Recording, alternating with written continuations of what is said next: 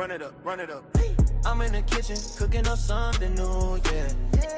She's singing along to our favorite tune, wow. Enjoying the breeze from Toronto. They admire my watch at the show.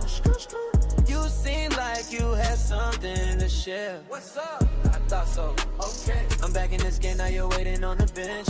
I thought so.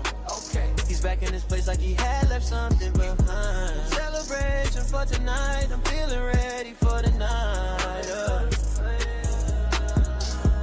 Yeah. High, we making moments to remember and leaving behind the worries, moving forward. Oh yeah. Got a plan but no rush, just taking it slower and better. Got a ball part of the day. My confidence never wavers. No. I'm focused on the table. No time for negativity. Let's live love. This energy's electric, bringing us together. Feeling alive and fulfilled. Shawty saying that I am the one. Who does she think she's talking to? She wants someone who brings unity. After freshening up with a clean routine. You're rocking with the best. We got something boiling today if we ain't never had something boiling. Oh, we about to apply the pressure to LoanDepot. We about to apply the pressure. The pressure is getting too much. They keep running. No. You wanted to foreclose? I'm going to make you stand on it. Let's get it. Run it up, running band. It's get on my team, they know who I am. They rolling the dice, we win cause we plan. The things that they teach don't know how to stand. On my wrist like a stage, they can't glance. You look like you wanna let go of stress. What's up? I thought so. Oh, I am the blueprint, if not, why you copy me, fam? What's up? I thought so. Okay, I cannot help that they copy. Hey, I am that dad, call me Poppy. They wish they created the set. Yes, they on my D like a jockey. When it comes to the print, I'm the blue. Who? Every complaint, draft is smooth. Supreme Elite team be the ones. Yo, I created my own school. Facts. I came from the trenches. I came from riding them benches. To proving my case with exhibits. My craft is exquisite. I find where they hiding them digits. The cancer that's not in remission. Hey, please pay attention. You can't recreate the five lenses. You can't duplicate what is written. You either gonna pay the tuition or pay for assistances. Or pay the mistakes when you case it, dismiss them. I come with everything that's under the kitchen sink. I haven't slept in a week. They scared while I'm willing to compete. These scammers are devils and I keep them under my feet. Ay, they saying they win, I never take their prescription. They never coming from the plaintiff's position. I am the blueprint, blatant admission. Check it, when I talk classes in session. Professionals, even the tacos respect it. Show me a win, that's not a rejection. Tell me the truth without all the stretching. These gurus are boring and it's stretching. These students are dumb, desperate depression. Set you, yeah, I'm done with this lesson. Came from the streets, still I'm a step. All right. Run it up, running band. It's scared Let's of my go. team, they know who I am. They rolling the dice, we win cause we plan. On the things that they teach, don't know how to stand. On my wrist like a stage, Let's they go. can't glance. You look like you wanna let go of stress. I thought so. All right. You're rocking with the best. Let's go. Okay. All right. So,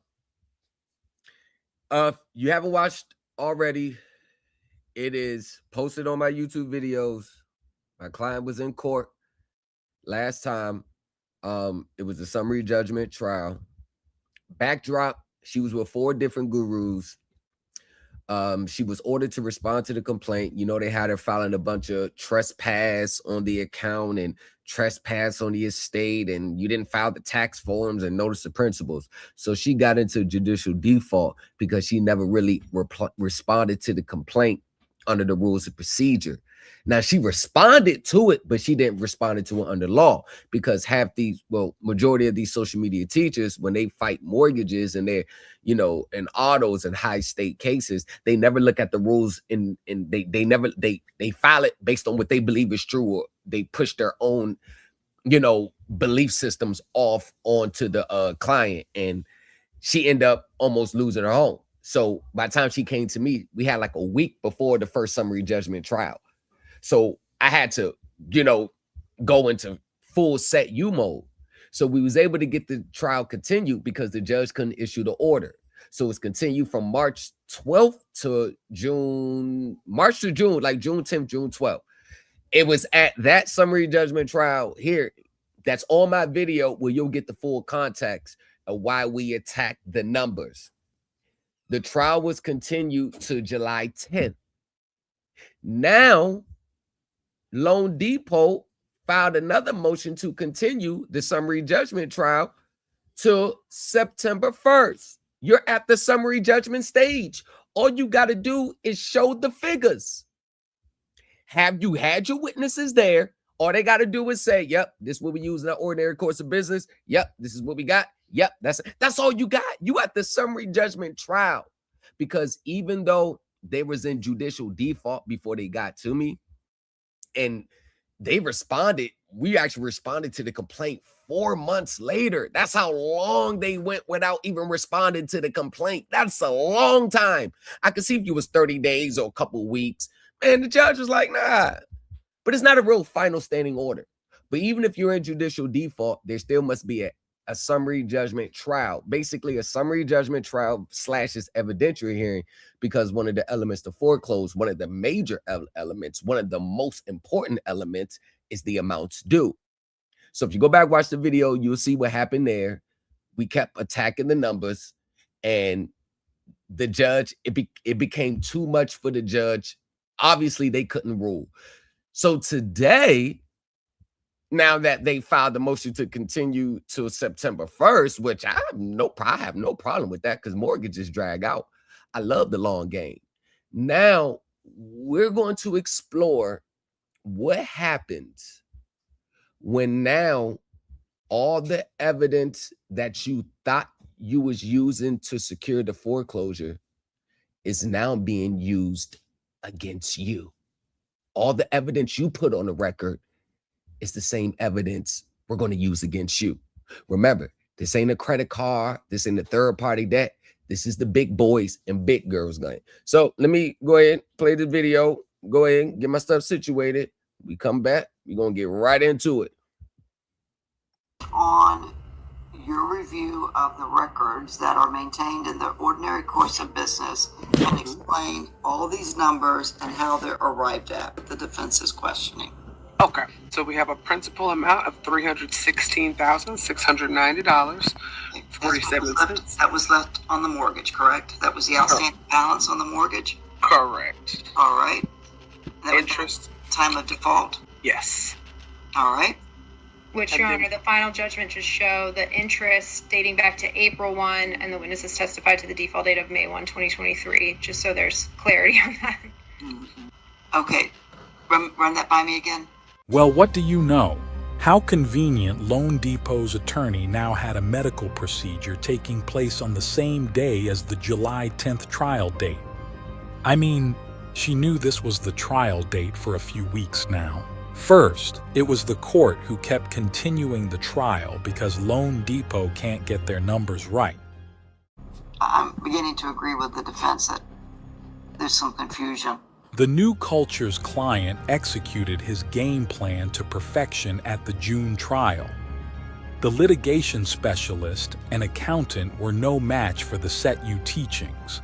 Counsel, I think this is becoming too complicated to be doing this on Zoom. Already in judicial default before she found the new culture, and at the summary judgment trial stage, the new had to go in full balance sheet accounting mode. What are the odds she survives 2 summary judgment trials, 2 of expert witnesses, and the judge assisting LoanDepot by answering questions and explaining things for them along the way? Okay, does that mean that the lender had to pay the insurance? Yes, ma'am. The defense mentioned something about corporate advances, which generally my understanding is that would be more where you're paying for insurances or taxes. Yes, as you can see, Your Honor, then the entry title. This is not the normal credit card case. This is a mortgage for almost $500,000. The stakes are high, their livelihood are at stake, and after 2 attempts to take their property, they are still in the game. But wait a second. The new culture may have just dropped an atomic bomb on LoanDepot, as everything he teaches and advocates for has been used in this case. And furthermore, The new exhibits will shed light on how he looks past the numbers on the contract and exposes the system that creates those numbers. The Supreme Elite Team University influence is evident in this case, as he has taken everything LoanDepot submitted as their evidence and has used it against them. Remember, what they think is evidence in their favor is actually evidence against them. Imagine going against someone who uses your evidence as their evidence. Imagine using a contract as evidence against them. Imagine looking at a contract 5 different ways. As he always says, we don't fight against the lender. We expose the system they have to protect. Stay tuned as we break down the groundbreaking exhibits she will be filing this week, and let's see how LoanDepot defends against their own admissions. Powered by the Supreme Elite Team University, where we look past the contract and consumer laws to understand the systems that creates those laws. You're rocking with the best.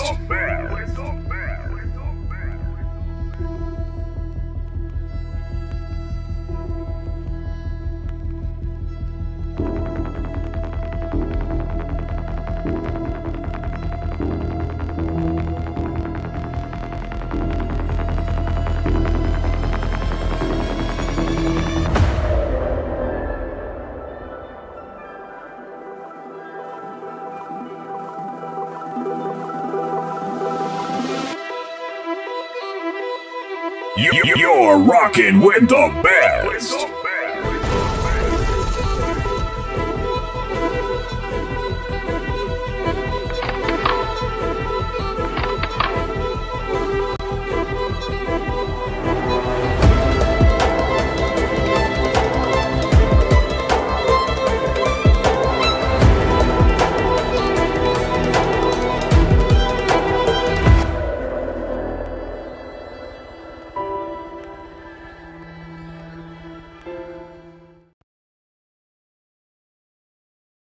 Let's run it. Let's run it. Let's get it. You're rocking with the best.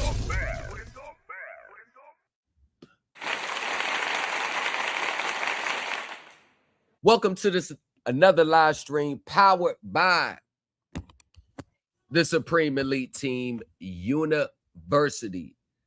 We are back today because we are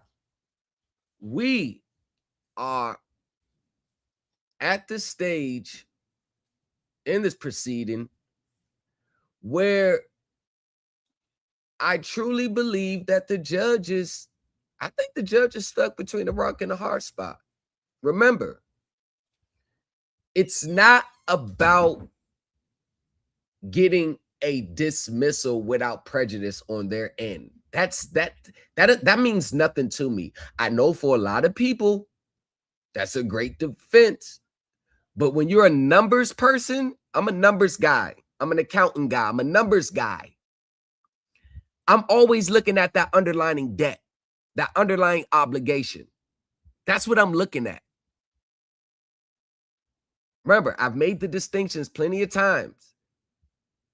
Like a FDCPA, FCRA, that does nothing to the underlying debt. The reason why I don't pursue those claims like that, probably once in a rare blue moon, is because I'm more focused on the underlying debt. And courts have been clear. If you are in default on a mortgage, the odds of them granting you quiet title is slim to none. There has to be multiple totalities of circumstances that goes into it. They have this hidden rule within the courts: no free house. This is why, although these cases are supposed to be dismissed with prejudice, they'll dismiss them without prejudice. This is why you see the lenders dismissing their own case anytime chains of assignments and whatever issues that you raise, that could be a risk factor for them. This is why they have no problem dismissing their own case. If the courts took it back to what it's supposed to be, that dismissal without prejudice that you see them file, that would be more like a settlement, a significantly reduced balance. Now, let me make one thing clear. When you're dealing with a mortgage, you got to keep things in context, especially if you're in default. You are dealing with a $500,000, sometimes $300,000, $400,000. You're dealing with a substantial amount of debt. It's a substantial amount. So any type of win, whether it's a reduced balance, whether they knock $100,000 off, whether they knock half off, whether they restructure the payments, where they're more favorable, I tell people you should not turn that down. And if you know, financially, you shouldn't turn it down in every case. Because when you chase the grand slams in the ninth innings, home runs out the park, everything got to be a grand slam, everything got to be 100% clear, you may find yourself actually tricking your own self up. So if they come with a settlement, I always tell people to accept it. If it includes forgiveness of the underlying debt, if it's attached to a property, you know, as a matter of course, you're going to end up with the free and clear title to the property anyway. See, I like to be realistic. They're in a precarious situation because they were already in judicial default. Now we're at the pretty much prove the amounts due stage. This is all LoanDepot has to do is prove the amounts and they get possession. The problem with LoanDepot is running into is the defendants in this case is with someone that actually reads balance sheets like an accounting firm. He can track the payments, not basically your principal and interest. It goes beyond the principal and interest payments, and he can track the actual classifications on their financial statements of position. So as you'll see in these exhibits, you will actually see why it's now becoming burdensome for them to actually file it. Now, give me a second. Give me 1 minute. I just looked at, I got one exhibit that I did not load up to the files. Give me 1 second, TikTok and YouTube. Let me load that file up, and then we are going to get into it. So while you wait, I'm going to play the Supreme Elite Team University's theme song. TikTok, y'all going to go on mute for a second while airdrop the files. They studying the source now. Supreme Elite. New Empire talk. Came on reading numbers, they were reading memes. He was reading filings, planning out the dream. Turn every late fee in the case law heat. Judge bang gavel, he don't skip a beat. They like how you flip stress in the assets. How you turn a loss in the last check. Thomas took notes, broke codes, then he proved it. Now the classroom global and the language fluid. Thomas is the blueprint. Write that in the sky, let the crew print. From the courtroom smoke to the new man. All right, give me 1 second. Almost there. Thomas is the blueprint. Supreme Elite Team, that's the school stamp. From the first lay bill to the full camp. New culture empire, watch the flag plan. Supreme Elite Team University. Turn the credit score into currency. Turn the closed door to a first key. Turn the side job to a legacy. He beat odds, then he beat litigation. Now we teach law like a new translation. From confusion into consultation. We are back. We are back. My bad about that. Had to get that. Had to get that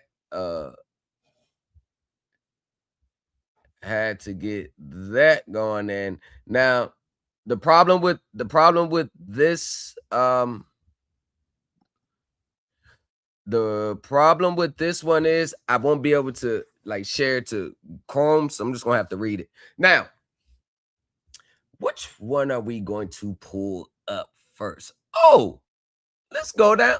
Let's start here. Why not? TikTok, we are over at the New Culture Empire. We are over at the New Culture Empire. Now, for those of you looking, as you can see here, you know, cases ongoing. I know they're a little private. They don't want to, you know, have their stuff off. So this is Defendant's Exhibit N. I have 62 pages of exhibits. Once again, a lot of people go online and want to start citing accounting insecurities. Like, yeah. It's cool. But here's one of the things that you got to understand. If you're the defendant, when they bring a lawsuit with you, bring a lawsuit against you, the odds of having the first thing people want to do is remand the case to federal court. The reason why these cases stay in state court when they bring the lawsuit against you is because on the face of their complaint, there's no federal questions or federal laws that are pleaded. Remember, the plaintiff sets the venue.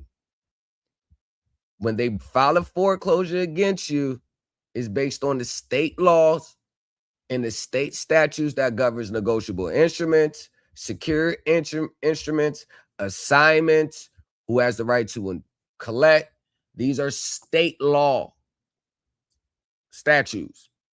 So since lenders rarely, if ever, plead federal laws on the face of their complaint, you trying to remand the case to federal court, you're pretty much wasting your time. Actually, it's more likely a stall tactic. Right? So in this case here, remember when I said I always take their evidence and what they file and use it against them. I know a lot of people think that's something easy to duplicate, but it's actually not. Plaintiff Supplemental Exhibit 5. This is their supplemental. Remember, this is their. I just took their exhibits and converted it into their exhibits. Well, the defendant's exhibits. Plaintiff's own judgment figures worksheets and 5-page account history. The worksheet identifies investor type as GNMA and the investor number as G13. Identifies the account as a first mortgage FHA residential loan and states a record corporate advance balance of $18,350.40 within a total payoff demand of $422,516.86. See, YouTube, remember, they're dealing with a numbers guy. I am a numbers guy. I'm going to dissect these numbers to the 10th degree. So this is the exhibit, our exhibit now. The account history, unlike the customer statement plaintiff sent to borrowers, breaks the corporate advances into categories. It's attorney advances, property preservation advances, and miscellaneous default expense advances. Now, where's the source of this exhibit that we're using? It's the plaintiff supplemental schedule of exhibits filed on June 4th, highlight added by defendants. No text altered, offered as a statement of a party opponent under 90.803.18 Florida statutes. So if you get down here, it says G&A G13. It's at the top right. You got the per diem amount. That's $53.14. They got the total principal balance, $316,690.47. Now the highlighted parts, the escrow advanced amount of $24,753.98. That is a big thing. Total fees, $31.50. Total accumulated late charge amount, $310.12. So the recorded corporate advance, $18,350 that they added to the 316. And then they added the 24,000. Then they added the, look, this is what they added. Now these are the new numbers. Now look at the interest amount, $61,956.15. Okay. You think that's legit? Now let's go here. You got the escrow advance, right? On June 2nd, they received $212 and they applied $212 in an advance. The mortgage insurance distribution, it's due by August 1st, but they applied it. They made the payment of $212 on June 2nd. But if you look at the escrow advance, remember, we got to go back up here. We got to go back up here. What did it say? Escrow advances is broken down into categories: attorney advances, property preservation advances, and miscellaneous default expense advances. So yes, how it goes from their side of the fence. When they're in these contracts with FHA, Ginnie Mae, or HUD, they get advances when the months you're in default. They get advances from the investor or from HUD. That those advances that they're giving to them, the lender, is going to be recovered by the borrower. That right there. So they're charging the advances that they get to the borrower. This is why you see the mortgage insurance distribution, $212. See how they minus the $212 from the mortgage insurance distribution and added it to the payment of $212. See, that's that hidden accounting trick that they're using. Now let's go to property preservation. You see that advance balance? Look at how much they advanced them. $24,753.98. Look at the corporate advance applied. So out of $24,000 that they received $24,000. What are they doing with that $24,753.98? They passing that advance amount that they received on to the borrower. These why the numbers keep climbing, but they can't explain them. Now, if you look here, $38 was applied on May 28th.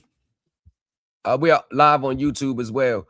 $330 was applied May 28th. May 15th, $165. May 15th, on the same day, $19. May 15th, $47. May 15th, $99. These are all advances that they received after they commenced the lawsuit. Now, if you go here, down to the property preservation advance, it's another $212 that they're applying to the account, right?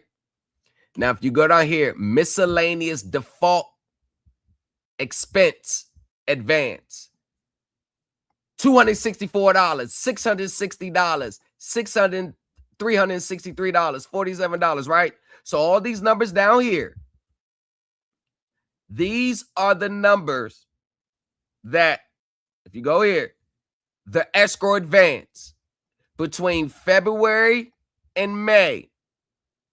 This is what they applied to it. $24,000. Now the mortgage insurance distribution, which was due on September 1st, 2026, they distribute 212 from that to bring the total advance to $23,905. But let's not stop there. Look at these miscellaneous default expenses. Look at all these amounts right here. Look at all these amounts. $1,300, $490, $199, $165, $19. Look at all these amounts. These has nothing to do with the use or forbearance of money. Remember when I said yesterday, when you understand the system that creates the numbers on your contract, which Set You teaches, now you understand why these numbers are here. See, you'll understand why the numbers are there, and then you'll understand why those numbers have nothing to do with the mortgage lender. This is all part of their agreements since they were in default more than 90 days. The advances kick in, and they're trying to charge the advances that they receive to cover their own ass against the investors. They're charging that back to the borrower, not by contract. They didn't say, hey, if we don't make our obligations to the investors and you default and we got to get an advance and they got to front us money to cover our obligation, then we're going to charge that back to you. Where's any evidence? And this is why I tell people, and I don't mean to sound like that, like the average casual person is not going to understand this concept that's going on. This is corporate financing, advanced accounting, deep, intricate understanding of their inner structures with these securitizations and the facilities that they use. This is all what this is right now. This is not your average consumer defense. Now, if you look here, the county tax disbursements, $3,649.97. See, I had to disperse that to the balance. Where you get that money from? Now, if you just look at all the, see the highlighted parts? These are all the highlighted parts. Look at this. Flood insurance disbursements. Flood insurance disbursements. There was no flood. How you get a disbursements from the flood insurance? How you get enough money to add the flood insurance? Because all this is going to the investors. Mortgage insurance disbursement. Where you get all that from?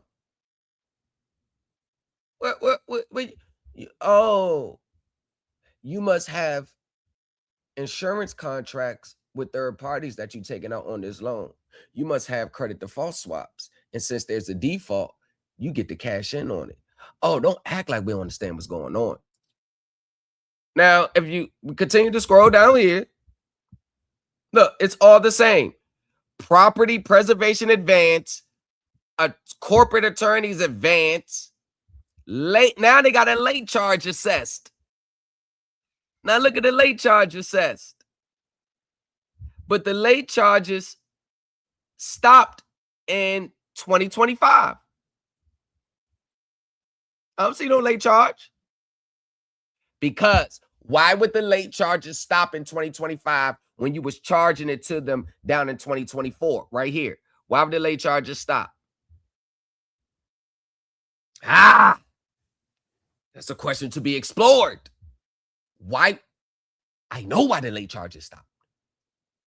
But ask yourself, why would the late charges stop? Now you got to dig deep into the corporate finance side.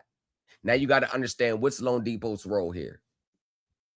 Now you got to get deep into this. Y'all, this right here, this was originally filed as an exhibit by LoanDepot. They are now filing this as their own exhibit.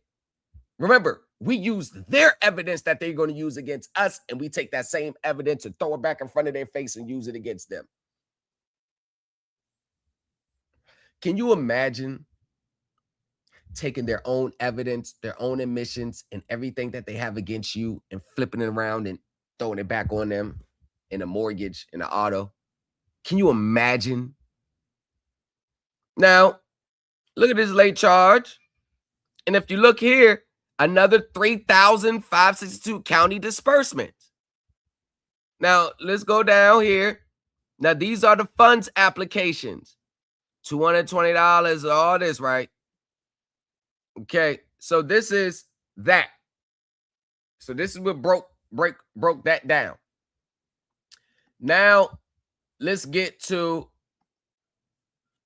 Exhibit C. Now, I did not include every single exhibit that I have because, yeah, I ain't gonna give you the whole playbook, but there's some pertinent parts. There's over 60, I got a whole binder, 62 pages of exhibits and explaining why this is relevant to the case. So, disclosures describing service advances, auxiliary fees, and amounts recovered from borrowers and investors. This is that. Remember, we take their own admissions. Many people have tried to take their own admissions, but what they'll do is they'll get a copy of their filings, and then they'll take those filings and just attach it to the lawsuit. They'll print off like 200 pages of their SEC filings and just attach it to their lawsuit. Like, here, look, it's in here somewhere, Judge. I don't know where it's at. I was just told to do it because that's part of that's what goes on in these space. They just say do it and not do it. I've never seen anyone who sent me documents who talked about their public filings, their registration filings. I've never seen anyone break it down as to why you're filing those in the court. What relevance this has to your case outside of, I believe securitization eliminates my debt. I haven't heard another explanation for the use of consumers bringing up securitization outside of the beliefs that it kills the debt. Now, so that's taken from pages includes 18, 29, 34, 57, 58, 60, 61, F82, F83, F106. Highlighted has been added by the defendants for the convenience of the court. It's not part of the original documents. No text has been altered, added, or amended. Now, if we go to the highlight parts, because that's the most important parts, the highlighted parts. So when I tell y'all I've read over 10,000 pages of these filings, talking about it could be 330 pages. I'm going to take several weeks to read the whole thing and take notes. It's gotten so common and they all do the same thing that I just skip down to the parts to see, all right, see if they got it there. Yep, they got it there. All right, cool. That's all it is. And scroll down. It could be a totally different company. I'll just scroll down. All right, is that? I just want to make sure it's there for them. Cool. All right, ready to go. So, our servicing rights are highly volatile assets with continuing changing values. And these changes in value or inaccuracies in our estimates of their value could adversely affect our financial conditions and results of operation. Well, hold on. Now we cooking with Crisco. He says they never provided the loan. From a legal standpoint, how would you prove that in court, that they never provided the loan, when the application clearly says the lender includes the lender's successors and assigns? Meaning, according to them, your lender includes the ones who actually put the money up. So they're all deemed the lender. And the note, indeed, well, the deed of trust mainly is going to say, we can sell this note one or more times. See, this is one of the things that I mean. It's not, see, in a mortgage, that's not sufficient to say they never provided the loan. That is not sufficient in court. Do you know how many years? Well over 10 years. I want to be generous and say 15. People have been saying you never loan me nothing. The courts call that the vapor money theory. And the courts are, I'm from my research of case law, this is not the first time I've heard that statement. They never provided the loan. That doesn't matter. Let's say per se you were correct. Let's just say per se that you were correct. Them per se not providing the loan does not affect the obligation to pay. It's a common practice that they get outsourced fundings to originate the loan. The money goes from the person who gave them the money, they get the money, and then they give it to you. So the way the money flows, and knowing that this is big business for the government and corporate finance in the secondary market, a lender doesn't necessarily have to be secluded to the one who originated the loan. The lender includes them, their counterparties, the investors. That's who it includes. Read your 1003 or 65 applications, because when you sign it, you've already agreed. See, here's the thing. You can't sign or agree to things because at your mindset at the time, you would just sign it because you only cared about the house. Now, when trouble comes, you want to go back and say there's a bunch of violations. You've already signed it. You signed the note. You signed the deed of trust. Now, well, it was an unconscionable contract. I didn't know why I was signing. Now the courts is going to look at the timing. The courts are going to look at the timing, because anybody that normally in the corporate finance world that brings up unconscionable contracts and something's not right here, they don't wait until their obligation to pay or their obligation is due. Anyone that has a real problem, unconscionable contract, something's wrong, they filed the suits off the jump. They don't wait. We can't be like, in this space, the answer can't just be, I only found out when I was in default. I didn't know then. That can't be the answer. If there was something wrong with your contract, you should have brought it from the door. Like I did. Sorry, man, that those arguments are not suffice. That wouldn't be good sound advice. So the value of our servicing rights is based on cash flows projected to result from the servicing of related loans, and continually fluctuates due to a number of factors.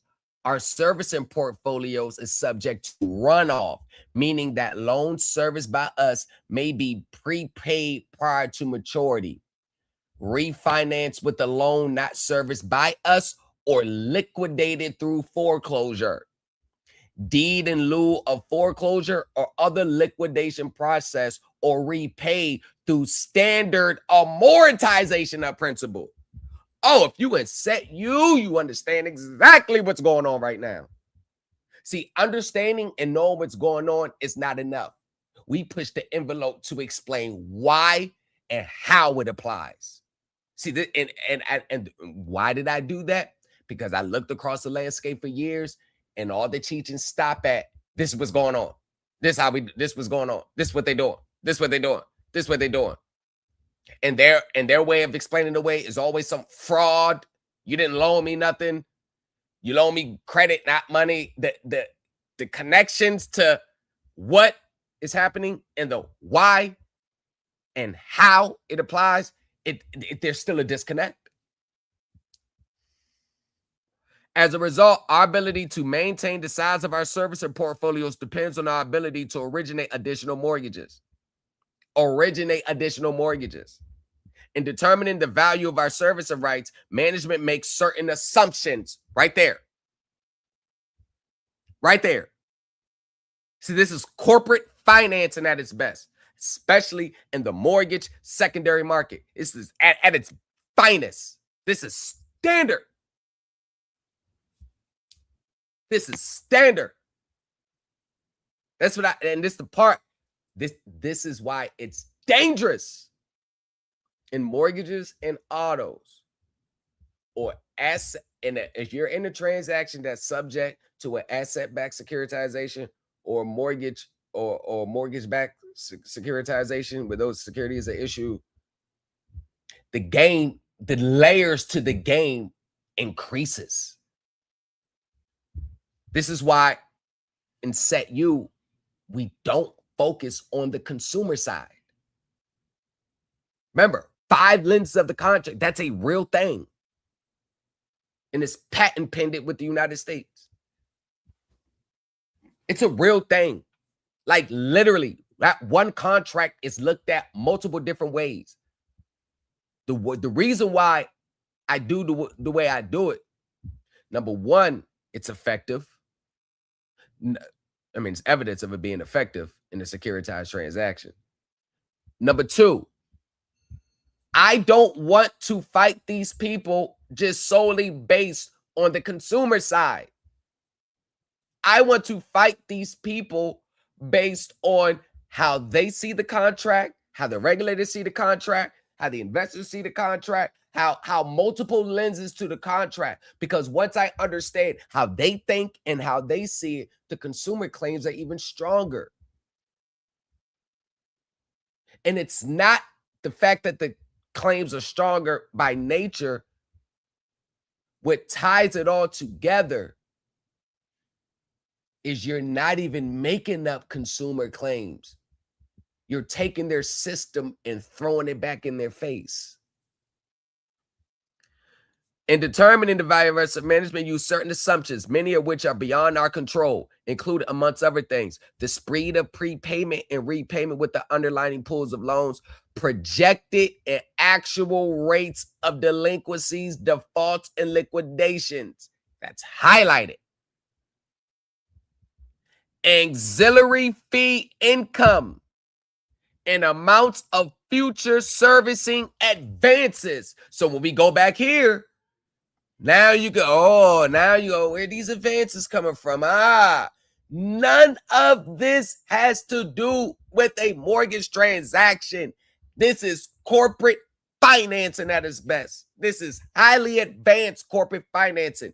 If you think you are in a consumer transaction, I'm sorry.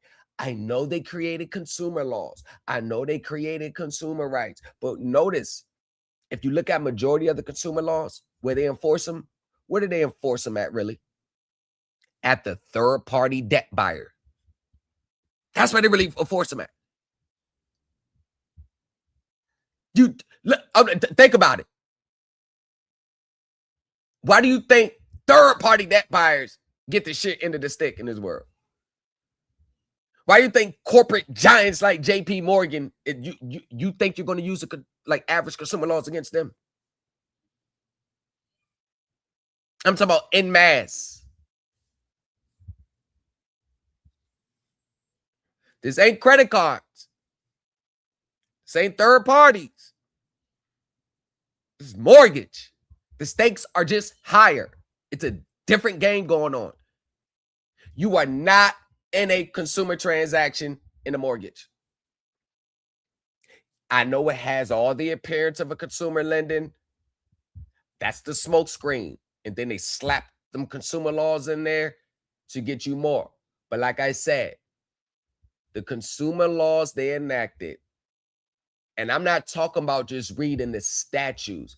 Many people understand consumer laws because they read the statutes. No. You got to go by the intent and find the underlinings when they're enacting these laws and converting them into statutes. Because there is not one consumer law that is on the books today, not one, that has been passed that will adversely affect the secondary market, because the government got their biggest hands in that practice. Every time there's a consumer law passed, there's a backdoor loophole that's left open for them to continue operations as normal. Look at the CFPB. That ain't nothing but that is the biggest smoke screen. The CFPB. Look at your QWRs. Look how they tell you, okay, this is a qualified. As a matter of fact, oh, I don't want to get too much off it, but yeah, just look at it. A qualified written response under the statute is this, servicer, servicing, and servicing. Now, what about why don't y'all make laws that actually gets into the substance of the transaction? You won't find it. You won't find it because they intentionally won't do it. It's what's not being talked about. They remain silent on a lot of things. The things that they remain silent on, that's my focus.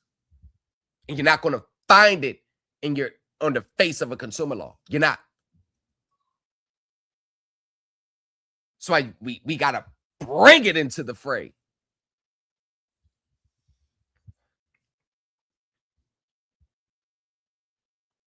Now, go back to this highlighted part. In addition, technological advances and heightened e-commerce activities have increased consumers' accessibility to products and services. This has intensified competition among banks and non-banks in offering mortgage loan. We may be unable to compete successfully in our industries, and this could adversely affect our business, financial conditions, and results of operations. Increase in mortgage loan delinquencies and defaults may adversely affect our business, financial conditions, and results of operation. The level of home price and mortgage price appreciation affects performance in the mortgage loan industry. For example, falling home prices between 2007 and 2011 across the United States resulted in higher LTV ratios, loan to value ratio, lower recoveries and foreclosure, and an increase in loss severity above those that would have been realized had property values remained the same or continued to increase.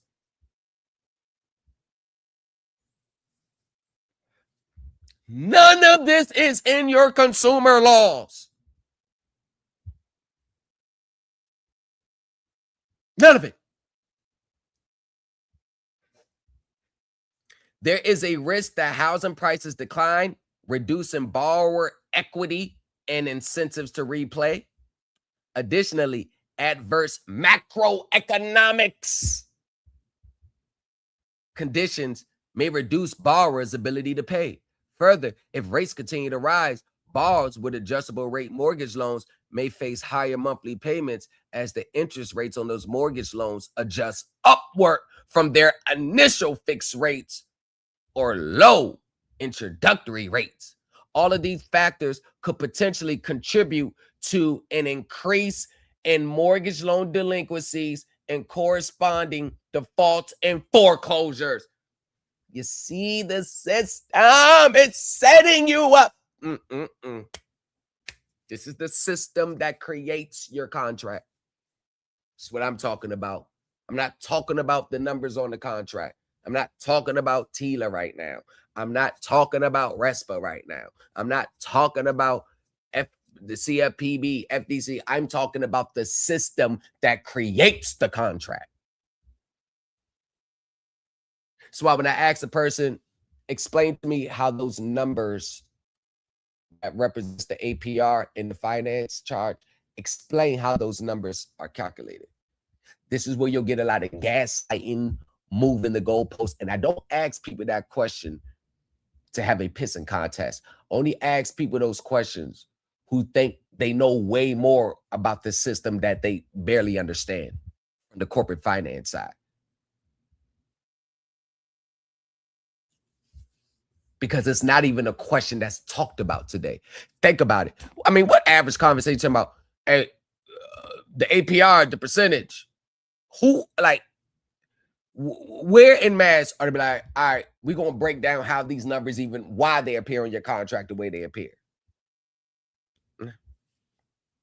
Increased mortgage loan delinquencies, defaults, and foreclosures may result in lower revenue for loans that we service for the agencies because we only collect servicing fees from performing loans. We only collect servicing fees for performing loans. Okay, let's stop right there. So, what if the loans are not performing? You don't collect servicing fees? Huh? Now it gets back to, hold on, March 12th, you said you was the original creditor. You sure? I mean, think about it. You could be a creditor just by possession of the note alone. By mere possession. You could be a non-holder in possession and still enforce the note. And I'm going to stick in Florida because it's where this case is at. You could be a non-holder in possession. Yes, you can. Can you be a non-holder in possession with rights of a holder? Possibly. But you presented that you was the original creditor. You sure? Okay. Something to figure. Something. Additionally, while increased delinquencies generate, look at this. While increased delinquencies generate higher auxiliary fees. Hold on.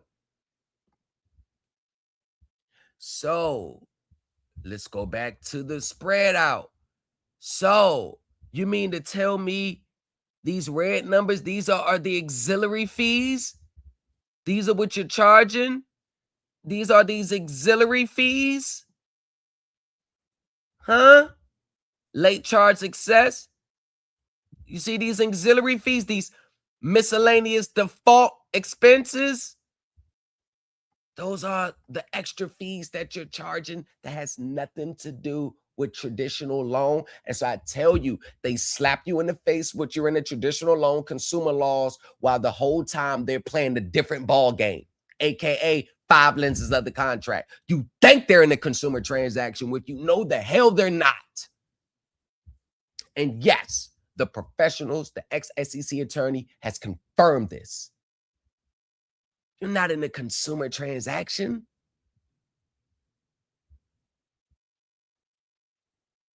You are in a corporate finance transaction. On the substance. This is why one transaction, I can give you 2 different ways. I can give you the ways that they presented you on the contract. I give you the ways, the numbers, how they really look on their side of the fence. Because they're not looking at your contract from a consumer standpoint. Because I'm a traditional consumer lender. That is no way, that's not even how their system works. Said it right here. Additionally, while increased delinquencies generate higher auxiliary fees, including late fees, these fees are not likely to be recoverable in the event that the related loan is liquidated. Look, they just got it right here. Look, these are auxiliary fees. Couldn't explain it at the trial on June 12th, could you? When we asked you to explain how you calculate those numbers, explain the source of those numbers. I didn't tell her to ask that question because I need them to give the answer. I had her ask the question because I already knew the answer. I know they don't want to explain it. This is why all they were doing is just reading from a screen. This has all, what you're looking at right now, 98% of what you're looking at has nothing to do with traditional lending. Remember, this is the accounting. Remember, bring it down to the consumer side. Say, I take the corporate finance, drop it right in consumer. Inaccurate amounts due. Notice, we're not using consumer laws to prove inaccurate amounts due. We're using the corporate finance side to prove. Remember when I said, when you understand the 5 lenses of the contract, your consumer claims are better, and the way you show and prove it's a stronger case. Using the corporate finance side to prove the consumer claims. Inaccurate amounts due. What's one of the main things that they have to have right? Accurate balance due. You can't accurately explain it because they know they're not in a traditional mortgage transaction with you. They're in a corporate finance transaction. So their numbers are different, and why it's there is different from what we'll believe it's there.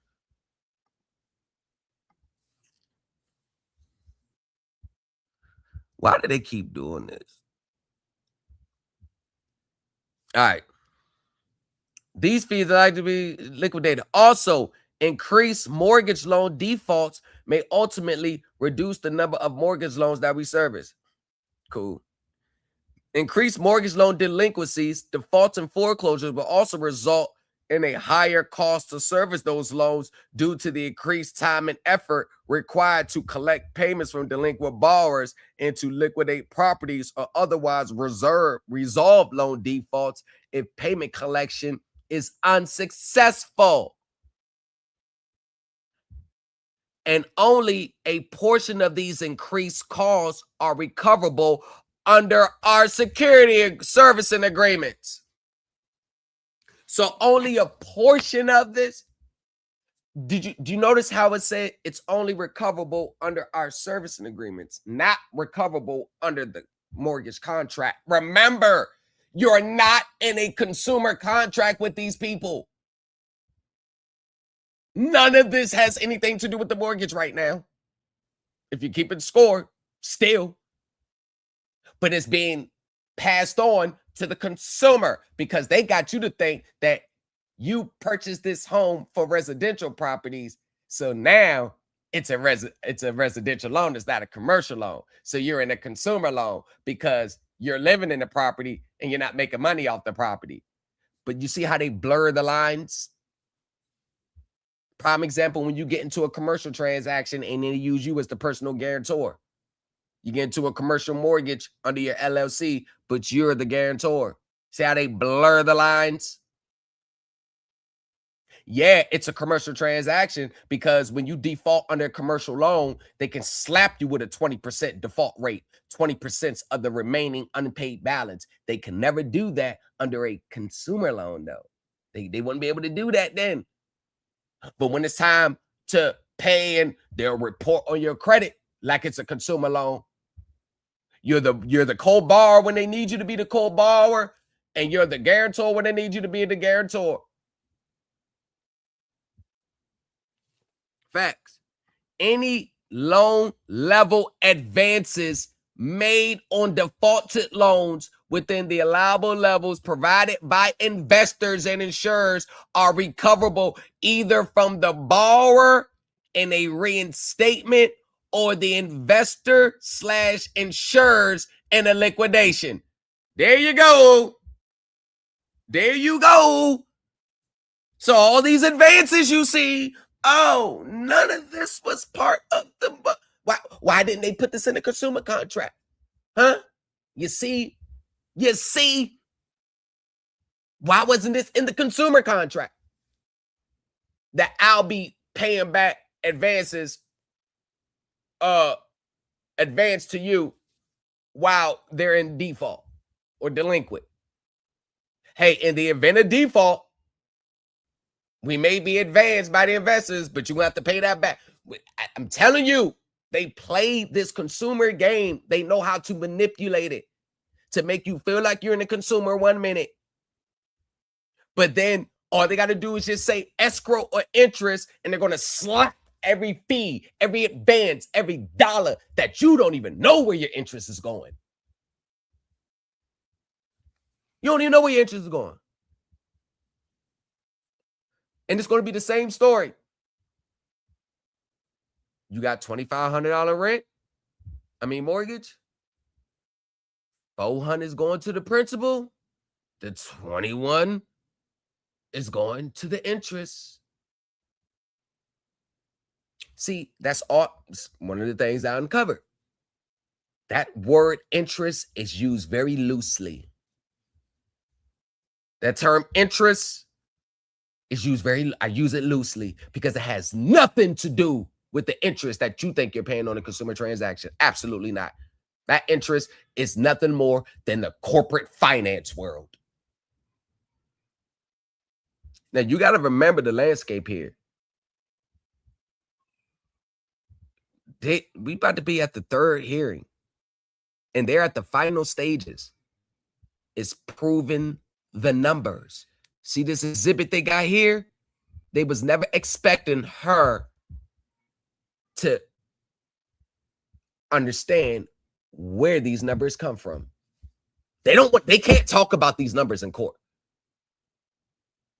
How it originated, where, the source of them. They can't talk about it. So now they're stuck.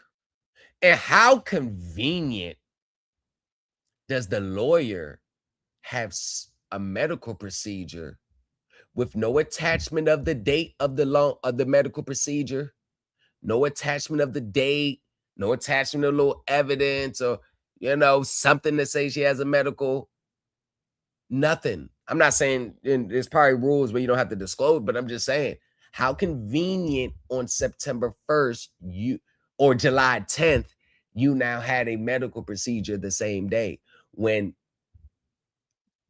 we knew this date for a while now. And one of your cronies filed the motion. All you got to do, LoanDepot, is prove the numbers. That's all you got to do. But it's a difficult time for them to prove the numbers because I'm going to be honest with you. I don't even think the lawyer knows where these numbers really came from. I don't think she has a clue herself. And that's a bad thing for them. Increased mortgage loan delinquencies, defaults, and foreclosures may also result in an increase in our interest expense.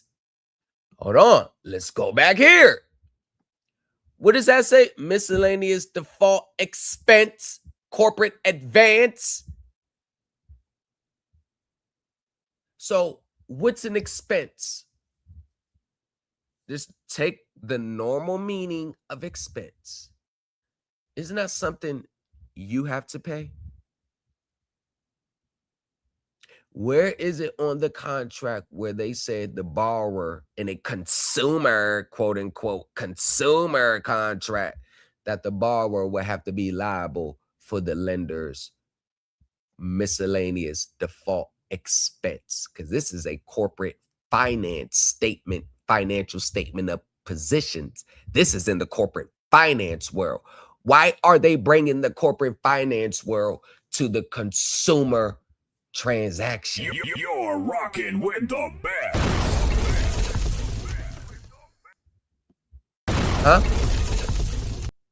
Huh? You got to put some of these content on TikTok. What's up, boy? Poppy Blanco, what's going on, brother? What's up, bro? I'm just seeing these messages. My bad, broski. What's going on, bro? Hey, man, I do have it on TikTok, boy. It gets spooky over there at TikTok. It gets spooky. And affect our liquidity if we are required to borrow. Let me read this. I'm going to read it again. Increased mortgage loan delinquencies, defaults, and foreclosures may also result in an increase in our interest expense and affect our liquidity if we are required to borrow to fund an increase in our advancing obligations. So whose obligations are these? These advances? Whose obligations are these? Whose obligations are these? Under their servicing agreement, it's their obligation. Under the servicing agreement, it's their obligation.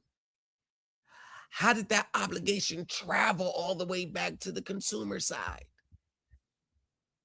How'd that happen? Told you, because they got you thinking you're in a consumer transaction, but you are really in a corporate finance transaction. You're not in the transaction you think you're in. In paper, court, yeah, it's a negotiable instrument. It's a consumer loan because you primary residence. Yeah, that's the shield they use the courts for. Behind the scenes, man, ain't none of that going on.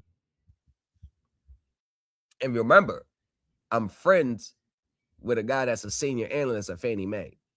So you know I know what's going on behind there. That's my friend. You know I already know.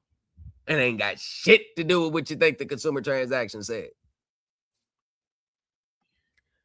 Any additional costs to service these loans, including interest expense on loan level advances, are generally not recoverable and are considered a cost of doing business. But why when you go here, they got it here's their exhibits as the balance due, the principal balance due on the mortgage loan. Are you serious? So they admit it's not recoverable and it's just a cost of doing business. But when it gets to court, this is part of the principal balance you owe.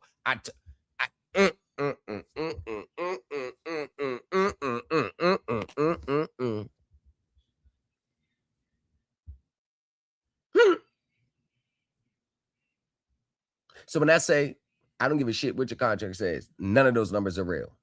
This is part of the reason what I read. This is part of the reason. This is part of what I mean. I don't got to know your situation. I don't got to know what's going on. I can look at that contract. Let me see that consumer contract. Okay, none of these numbers are real. As soon as you show it to me, none of it's real.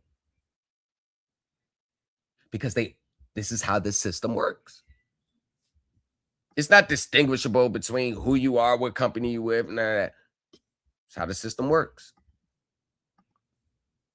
In addition, we are subject to risks of borrower defaults and bankruptcies in cases where we might be required to repurchase loans sold with recourse or under representations and warranties. In these cases, a borrower filing for bankruptcy during foreclosure could have effect of staying the foreclosure and thereby delaying the foreclosure process, which may potentially result in a reduction or discharge of a borrower's mortgage loan debt.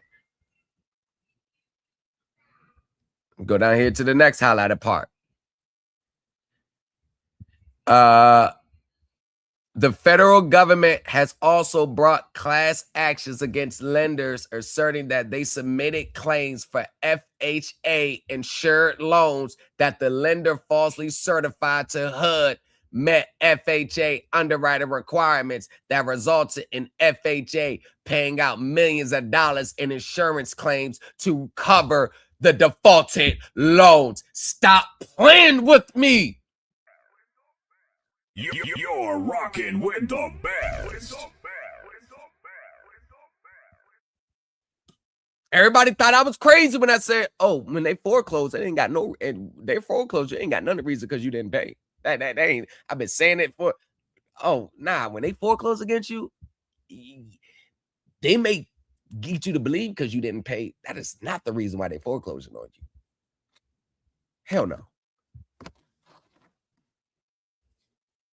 What I tell you, and this is all what we teach at Set U. Actually been going on in the Supreme Elite team and in the Supreme Elite Team University. Remember, and I was like, yo, what you think happens in the foreclosure or why the foreclosure is being brought has nothing to do with the reality of why the foreclosure is being brought. They're foreclosed because they can. Let me say it again. The federal government has also brought actions against lenders asserting that they submitted claims for FHA insured loans that the lender falsely certified to HUD met FHA underwriting requirements that resulted in FHA paying out millions of dollars in insurance claims to cover the defaulted loans. They're in default.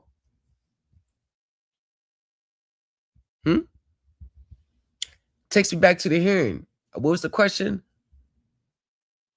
Did any of the borrower's premiums payments go towards your corporate advances? Was there any insurance contracts that were created or generated on this mortgage? Your Honor, that's not required to. I know. I bet you can't explain the source of these numbers, though. Now we get here. Gain on origination and sale of loans. Net gain on origination, sale of loans. Net was comprised of the following components: fair value losses, provisions for loan loss obligation for loans sold, total gain on origination and sale of loans. The decrease in gain on origination and sale of loans net was primarily driven by reduction in volume and margins due to higher interest rates and lower demand, partially offset by fair value gains from hedging instruments.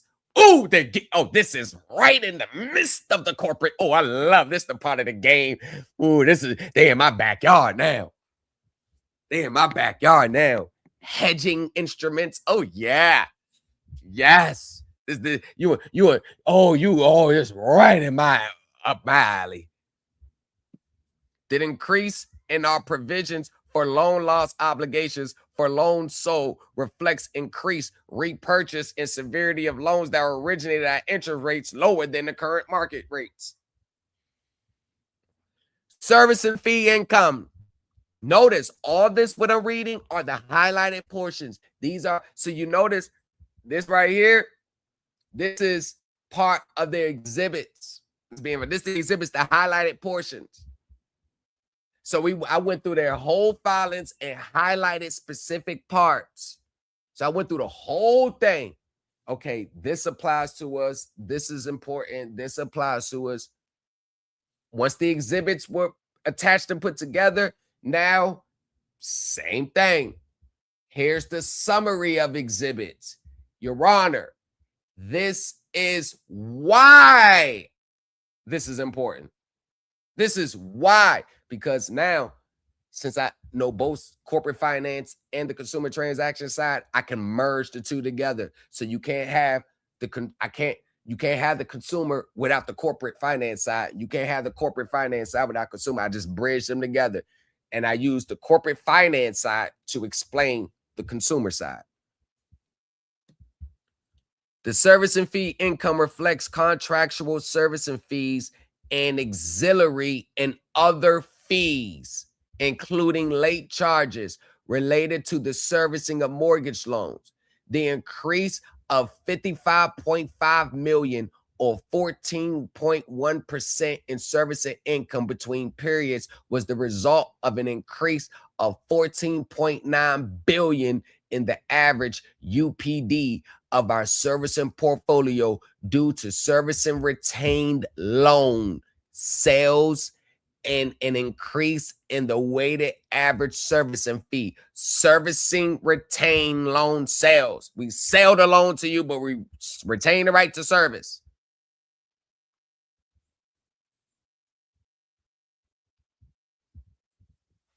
Other income. Other income includes our pro rata share of the net earnings from joint ventures and fee income from title, escrow, and settlement services for mortgage loans transactions performed by LDSS. The decrease of $83.8 million or 53.3% in other income between periods was primarily the result of a decrease of $86.3 million in escrow and title fee income due to decreased mortgage loan settlement services. You're talking about millions of dollars a week. What argument you hear online that's going to defeat this? These motherfuckers paying billions of dollars a month. You say unconscionable what? What inks? What? You didn't loan me what? Yeah, good luck. Good luck. People ain't going for, man. You know what's at stake here? Trading securities at fair value. The 21.14 million or 29.3% increase represents the mellow mortgage capital acceptance securitizations completed in 2022, partially offset by principal collections and fair value losses. We retain a 5% economic interest in the credit risk of the assets collateralizing the securitization pursuant to the U.S. credit risk retention rules. So you keep a little bit for you, just in case default, so we can go ahead and serve as a first loss buffer. Oh, yeah, we understand what's going on right here. Derivative liabilities.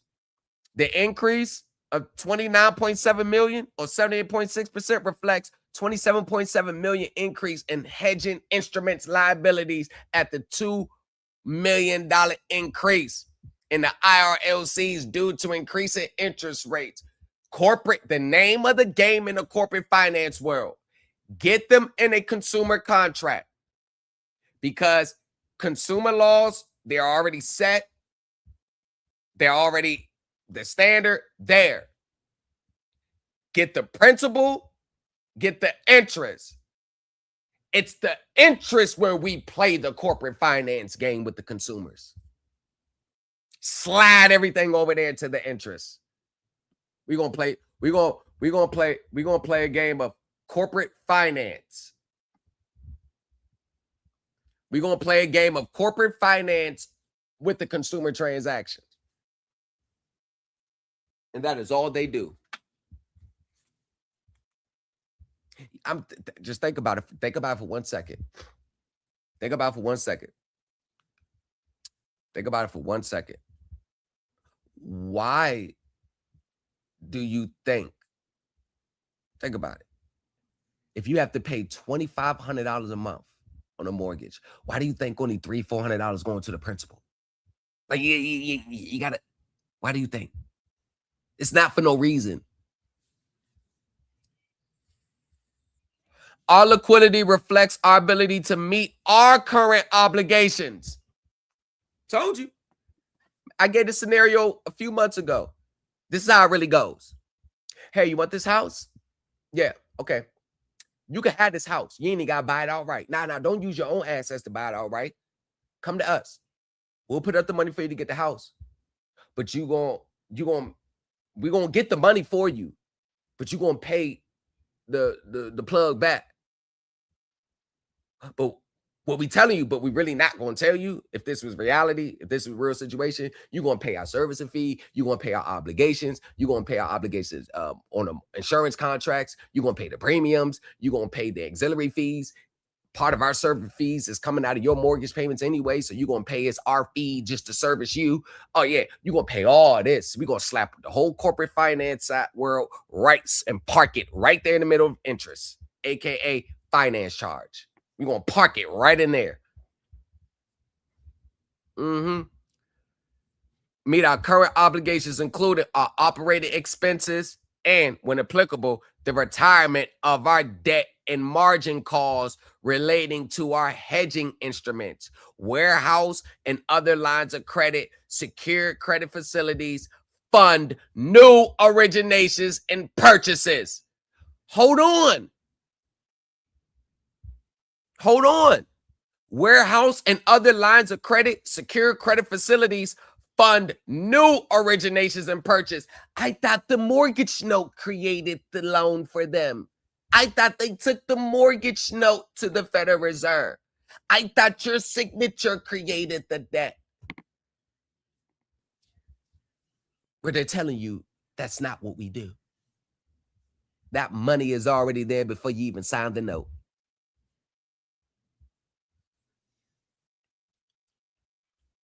So anytime I hear someone say, we created the funds, our signature created the debt, no disrespect, it just lets me know like how low on the totem pole they're understanding.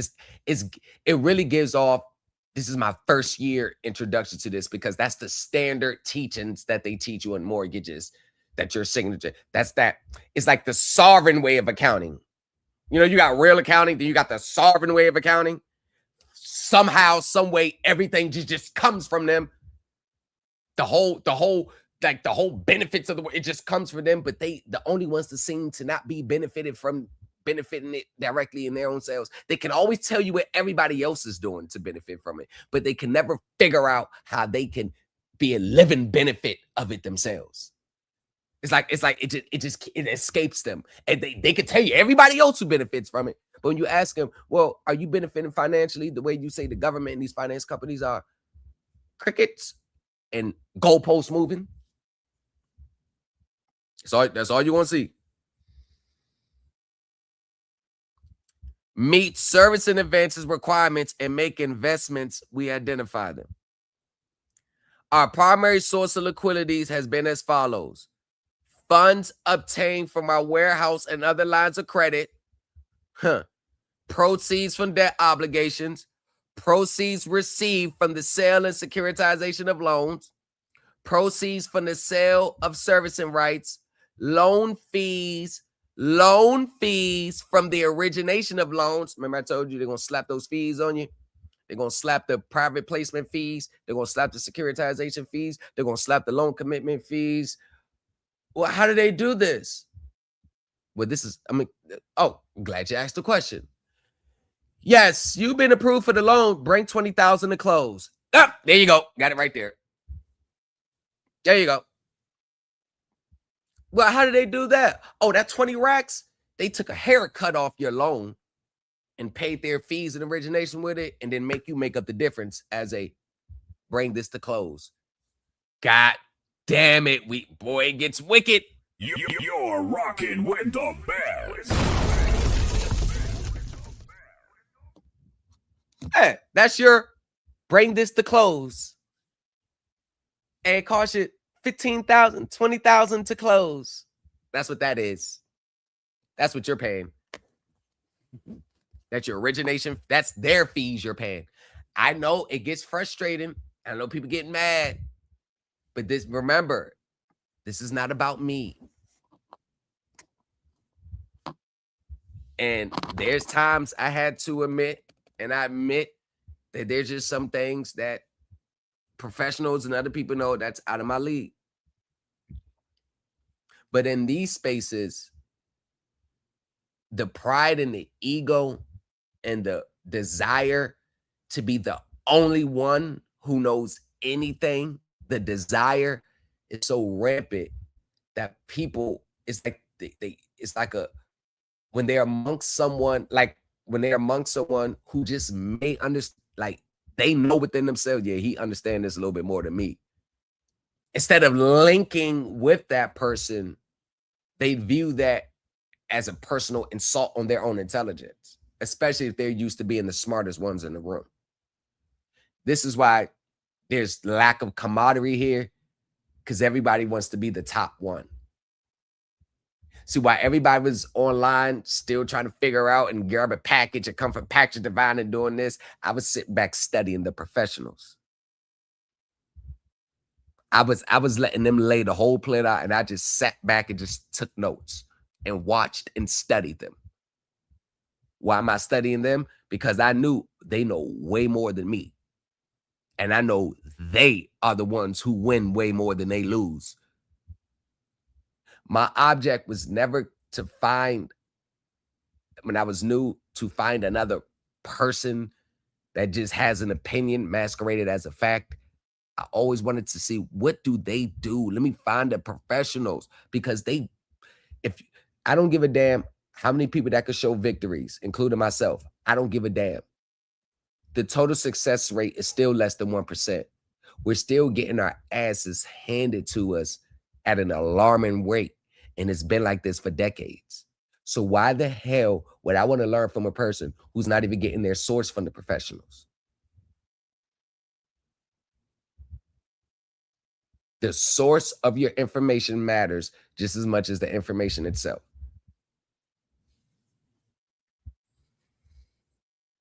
So you got the loan fees from origination of loans, servicing fees, title and escrow fees from settlement services, real estate referral fees, and interest income.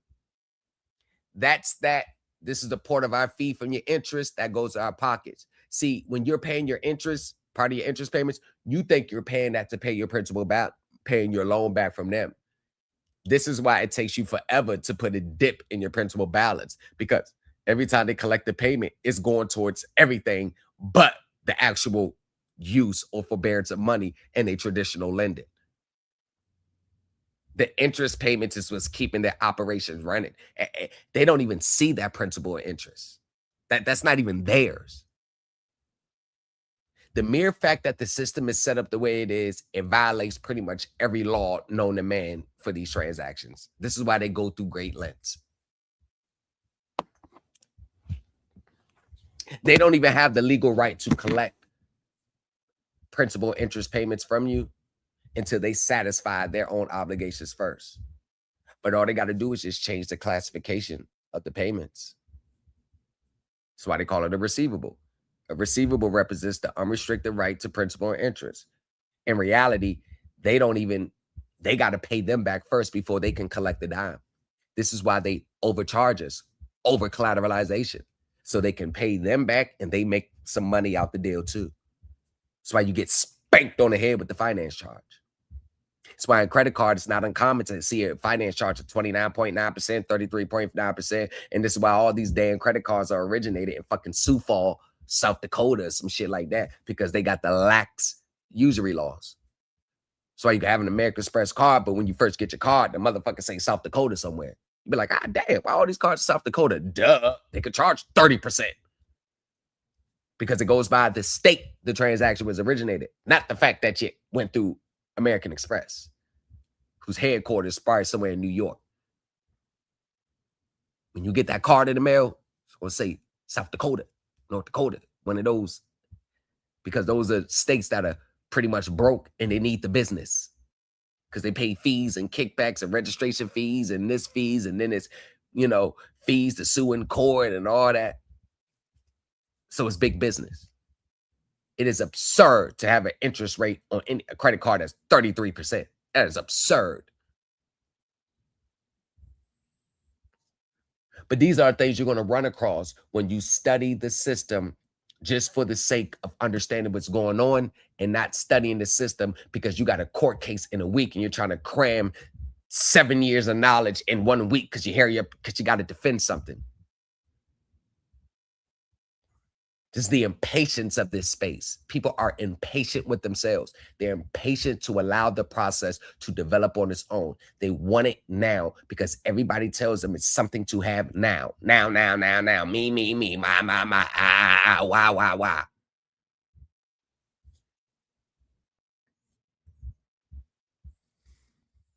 We rely on the secondary mortgage market as a source of long-term capital to support our mortgage lending operations. Well, damn, new culture. I've been hearing you talk about the secondary market all the time. You're rocking with the best. Nah, that's not how it goes. Our signature creates it. Okay.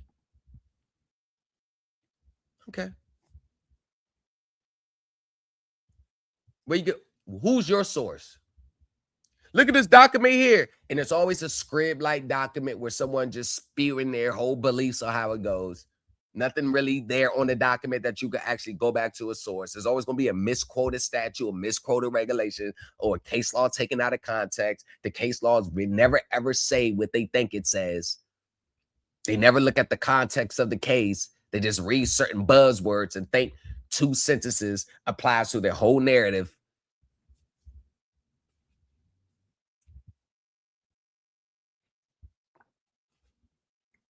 I've been around for a long time. Been around this space for a long time. Been around the corporate finance for a while. Been around court for 22 and a half years. I understand the nuances of court. I understand how it could go. Trust me. None of this pie in the sky pipe dreams over here.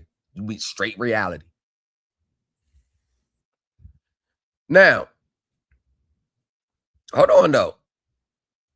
Our primary use of funds for liquidity have included the following: funding mortgage loans. Our primary use of funds for liquidity have included the following. First thing, funding mortgage loans. None of that says the consumer's signed promissory note created the funding for the loan. Because the funding of the loan, the money is already in the seller's hands, because that what makes it bam. The money is always going to be there before you. By the time you show up to closing, the funds have already been dispersed. The mere fact that this is the reality of how that system operates, it flies in the face of 98% of teachings that your mortgage note funded the loan. People are still going to fight it because they don't want to look stupid and believe that they're wrong. But if your end goal is to get the job done, you wouldn't care about that. You would pivot. Funding loan origination costs, payment of warehouse line haircuts required at loan originations. Remember when I said they take a haircut off your loan? Remember I tell you that they take a haircut off your loan? Why? What is new culture? Okay, give me evidence on why there's a haircut taken off my loan. The old switcheroo right on your closing documents. It's a switcheroo. The corporate finance side of your closing documents. The amounts loan versus the amounts finance. Bam! There you go. That they do the switcheroo right there.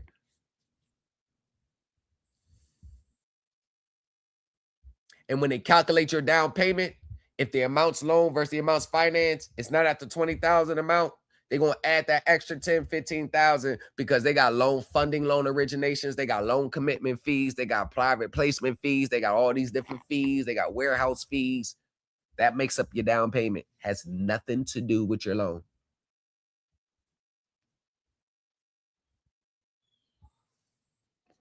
Nothing. Payment of warehouse line haircuts required at loan origination. Payment of interest expense on warehouse and other lines of credit. Payment of interest expense under debt obligations. Payment of operating expenses. Repayment of warehouse and other lines of credit. Repayment of debt obligations. Funding or servicing advances. Funding or servicing advances. Margin calls on warehouse and other lines of credit or hedging instruments. Payments of tax distributions to holders of holdco units, payments of cash dividends or distributions subject to the discretion of our board of directors, repurchases of loans under representations and warranty breaches, and costs related to servicing, aka all charged back to the borrower, aka all charged back to you. Charge all back to you. That's all you. Because when you hear that, this is where all these numbers come in at now. Miscellaneous default or corporate advances, escrow advances, mortgage insurance distributions, everything that they just say where the money actually goes for, they're going to charge it back to you. And none of that has to do with the traditional use or forbearance of money under a traditional loan, aka you think you're in a consumer transaction, but they're looking at it as a corporate finance transaction, aka 5 lenses of the contract.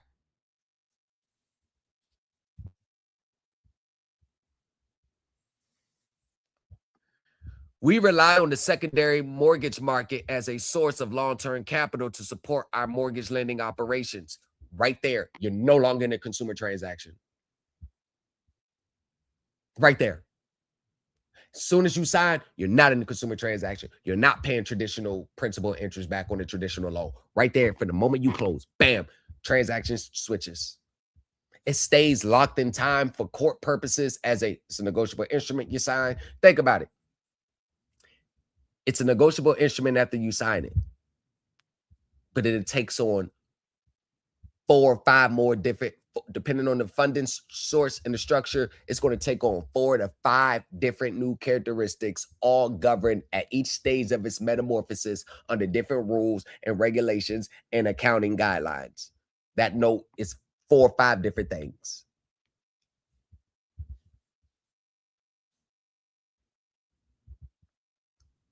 The only thing you need to worry about, how they look at it, is it being a negotiable instrument and you got to pay it back. But it morphs. As soon as they get it, bam, it's no longer a promissory note. Hell no.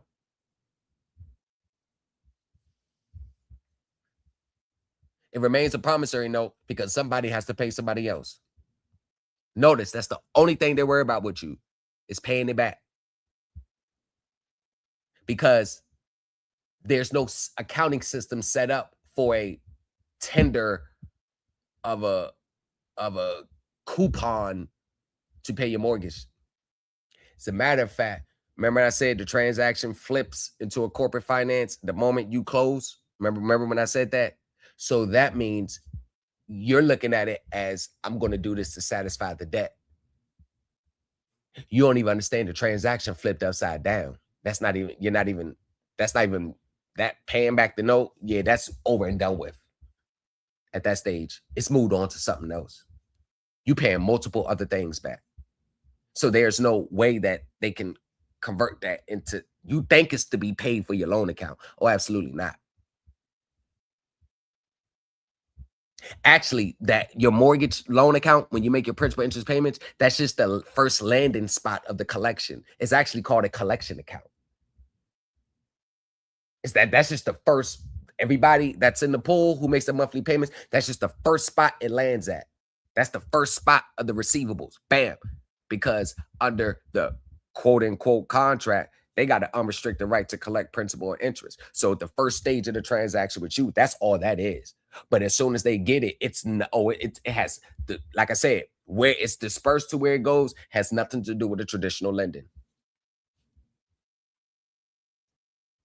And this is, it's one of the reasons why I have Set You, because Set You teaches you this. Like you look past the consumer. You look past the consumer nature of the transaction to see the multiple lenses. Because once you understand how that contract is viewed for multiple lenses, you will better understand how you can fight them from the consumer side.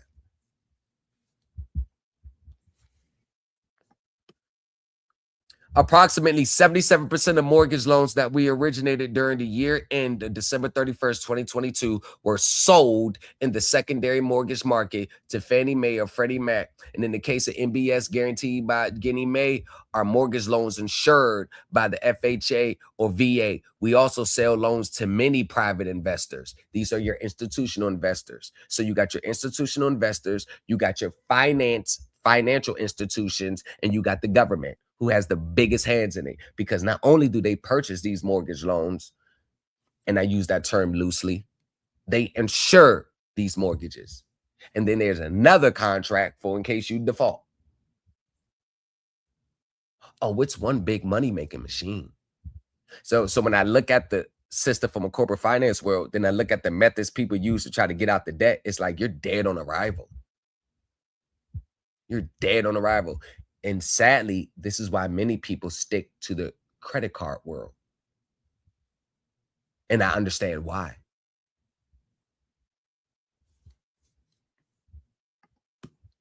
At this time, we currently believe that our cash on hand, as well as sources of liquidity described above, will be sufficient to maintain our current operations and fund our loan operations and capital commitments for the next 12 months. Yeah, right. Down here. Go ahead. Our securitization facilities are generally 2 to 3 year terms. We utilize both committed and uncommitted loan funding facilities, and we evaluate our needs under these facilities based on forecasted volumes of loan originations and sale. As of December 31st, 2022, we maintain revolving lines of credit with 9 counterparties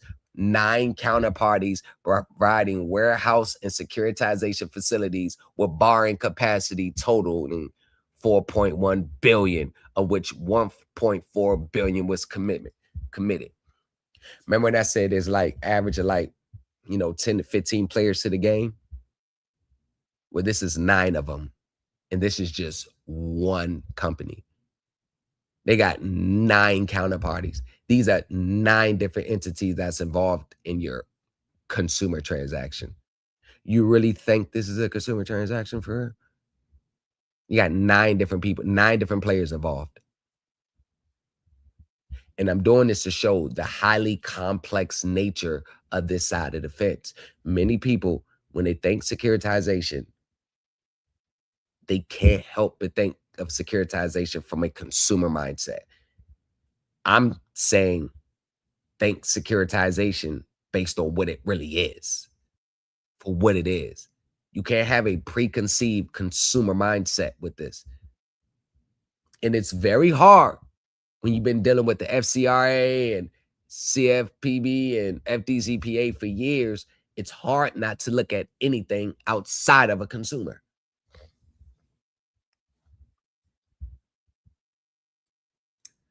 When we draw on our warehouse and securitization facilities, we must pledge eligible loan collateral.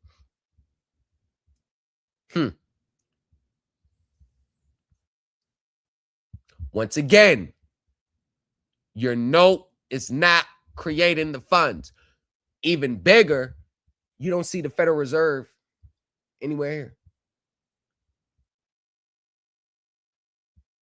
Going to the Federal Reserve to get funding, you're looked at as weak and unstable on the secondary market, and no investor wants to take a risk with your company.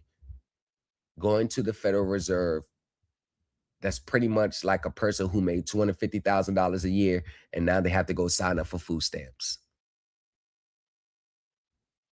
That's the equivalence. It's the corporate stigma of going to the Federal Reserve to get funding for our loans.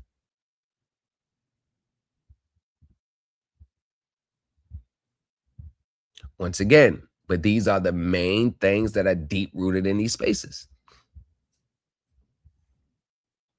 Our warehouse loan providers require us to make a capital investment or haircut upon financing a loan, which is generally based on product types and the market values of the loan. AKA, this is the reason why the amounts loaned, they're going to haircut it, and the amounts financed is a lower number. You just heard it from the horse's mouth. Let's run it. You're rocking with the best. You're rocking with the best.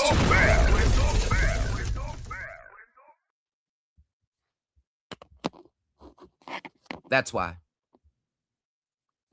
100K, what's up, y'all? That's why. Our warehouse line providers require us to make a capital investment, AKA, or haircut upon financing the loan, which is generally based on the product types and the market value of the loans. Haircuts are normally recovered from sales proceeds, AKA, when they sell it, they take the haircut. You make up the difference. These are your, what they call it, closing costs. See, they always like, one thing I notice about these people, they love to take the corporate finance reason why they're charging you these fees and interest and slapping a consumer label to them. Your closing costs. Yeah, your consumer closing costs. Bring $15,000 to close on his mortgage. Bring $20,000 to close. Your down payment. Right. That ain't nothing more. That ain't nothing more. Nothing more than them taking a haircut off the top of your funding. Now, since they're all, these warehouse facilities are all set up by the big banks in the world, they understand how the game goes. So they're not going to make them dip into their own assets to cover the fees so you can get the actual loan amount. So you ain't got to bring $10,000 to close or $15,000. They understand how it go. They don't want to mess up their balance sheet accounting. So what do? They just drop it off on the consumer. I told you, the term consumers in the corporate finance world, it was used as consumers of corporate debt. Then they dropped the corporate and it was consumers of debt. Now today, they just use the term consumer, but it still means consumers of corporate debt. That's what you have to do in order to get a house or get a financing for a vehicle. Consume corporate debt. So the mindset, how they look at consumers, is consume goods. This is why they have a nation of workers and consumers. They want you to consume it. They don't want you to produce it. They don't want you to invest. They want you to consume it. This is why if you look at a person that works at the highest levels of these corporate finance companies, they'll tell you, why the hell would they ever get a credit card for personal expenses? But they would turn around and shove, hey, get this credit card, get this credit card, get this credit card, because the number one game in their world is to generate receivables. Remember, Bernie Madoff told me this in 2019, before he passed. In your world, cash, physical Federal Reserve notes is king.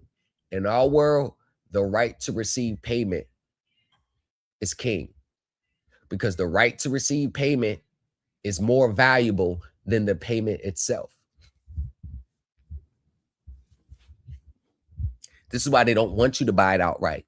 Oh, no, finance it, pay it back over time. Because that one contract saying, I owe you $500,000 can convert into millions of dollars in the next 2 or 3 years. The problem is the person who's putting the life force and life energy behind those payments ain't benefiting nothing from the other side of the fence.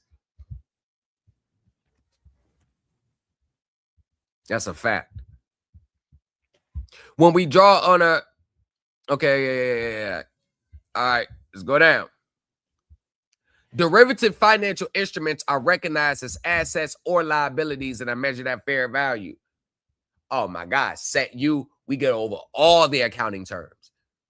The company accounts for derivatives as freestanding derivatives and does not designate any derivative financial instruments for hedge accounting. All derivative financial instruments are recognized on the consolidated balance sheets at fair value, with changes in the fair values being reported in current period earnings. The company does not use derivative financial instruments for purposes other than in support of its risk management activities, aka over collateralization. Just in case the borrowers default, we got a little buffer. And they create instrument. Okay, so they'll take one principal monthly payment, they will strip it down. They'll sell, I got a servicing right here. You could sell that, strip it down. Oh, we got securities, we got interest only, we got strips, we got principal and interest. You get a prorated share of the interest. You got class A, class B, class C.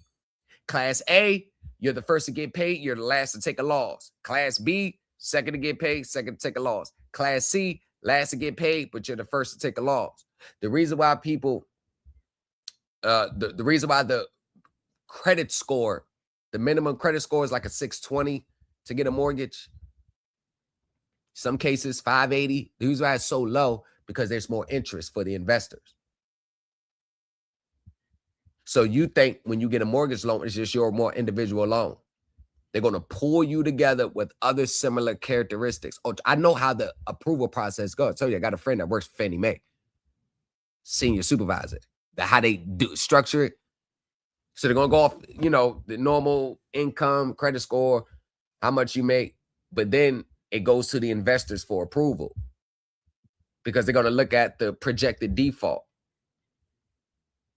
Hey, we're going to take a loss, but we don't think we're going to take too much of a loss with this person. All right, they approve. The risk is too much. But the game goes is they never expect. In that world, it doesn't matter if you got a credit score of 850 or credit score of 620. It doesn't matter in that world, because they never expect it all to be paid back. They always account for a loss over the lifetime of the loan right when they originated. So they're already slicing your obligation down. So if they expect to take a $50,000 loss, that $50,000 of your monthly mortgage payments is being parked into a separate second account. So it's not just one person. This person's loan characteristics, they may take a $30,000 loss, $50,000 loss. all the loans in the pool, it may come up to like 70, 80 million. Remember, it's going in one pool, one account. So whenever a foreclosure hits, that's when they, bam, write it off the books, bam, cash out the insurance, bam, debit the ACL account, bam, credit the receivables account, bam, set it all, boom, game, set, rents. But hold on, we got this mortgage loan contract here. Now we can just liquidate the property now. We've already cashed out. We already cashed out the advances. I just showed y'all here on YouTube. Look what they're coming to court with. All these numbers that they don't want to explain. That's why they couldn't get the summary judgment, because they don't want to explain where these numbers originate from. Can't even explain the numbers. So I'm telling you, that's the accounting standard. They got to net it from the fair value to the amortized cost base. They got to net it together. So once again, by mere sheer operations of how they work, the balance dues are always going to be incorrect, because they're not going to present the balance that they'll present on their financial statements of position. That amount, they're not going to present that in court. They're going to present the balance that's remain unpaid, and then they're going to do like they're doing here. Take the corporate advance, the miscellaneous default expenses, the interest expenses, the amounts they have to pay that, and slap it and drive it into the principal balance. This is why you got a higher inflated balance in court. But thank God we caught them in the act. Now they're stuck on stupid. I mean, think about it.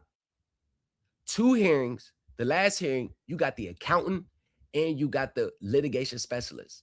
They're reading from the screen. They're reading the amounts to 24th, and they still couldn't get the judgment.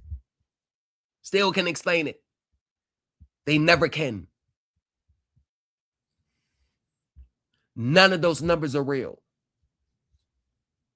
None of the numbers are real. None of them.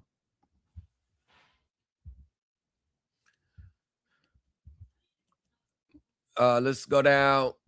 Service and fee income. The company receives a service and fee monthly on the remaining outstanding principal balance of the loan subject to the servicing contracts.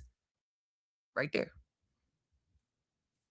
So whatever's outstanding in that month, when you make your payment, the balance, part of your monthly payments has already been calculated to account for their fee. So you're paying them to service your loan.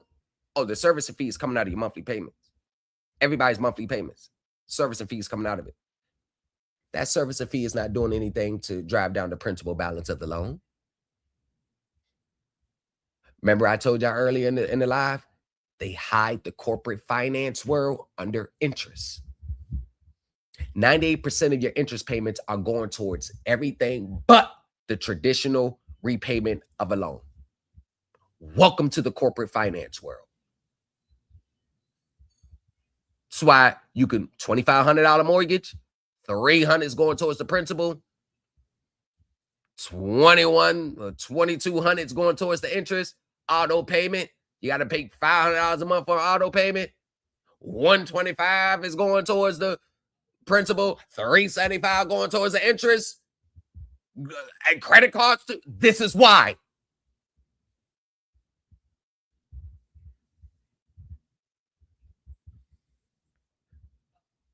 The way their system operates, automatically there's going to be an inaccurate balance due asserted in court, the way the corporate finance side works. It's automatic. And it's not limited to, well, this is a credit card, it's a mortgage. It don't matter. It's all the same. Different structures, different securities, but the same substance, the essence of the system. It's all. This is how this system works. Over 132 countries participate in it.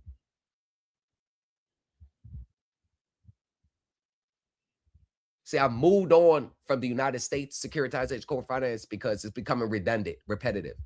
Now I'm moving on to different countries on how their securitization systems work. UK's is a lot similar to the US. India got a vicious system too. Sidebar. I posted the Ansatron Convention on my TikTok channel earlier. I think that should end all the teachings and the sellings of international promissory notes online, because now you have it directly from the convention. It takes 10 countries to ratify that convention. They had that convention in 1988. Only 5 countries assented to it. You need a minimum of 10 countries to assent to it before it comes an entry in force. The United States only signed it as a signatory, meaning we showed up at the convention, but they have not ratified it. They don't even have 10 signatories to it, meaning negotiable instruments are governed under your state law version of the Uniform Commercial Code, their own version, whatever state you're in. Because had international bills of exchange, international promissory notes, the Ansatron Convention actually been ratified, then negotiable instruments in the United States would have been governed under the convention. You can't have a dual state law in the convention. The convention would have superseded Article 3. But you notice that when you go negotiable instruments, every state, every county, a locality is going to look at your state laws, negotiable instruments, state laws version of the Article 3. That should have been the biggest indicator that international bills of exchange or promissory notes have no full force and effect in the United States. Thus, this is why they're declared fraudulent when you attempt to use them to pay your bills, because they have just as much value as a used piece of toilet paper after you did number 2.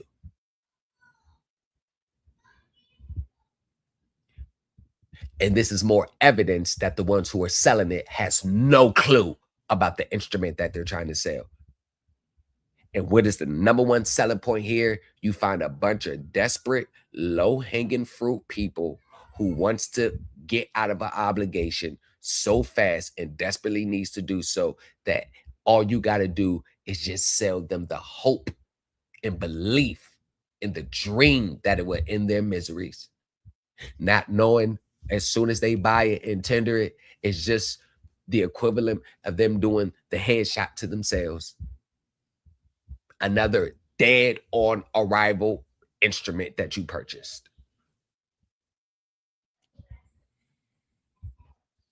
So now that we got that out the way, I soon expect to not see anybody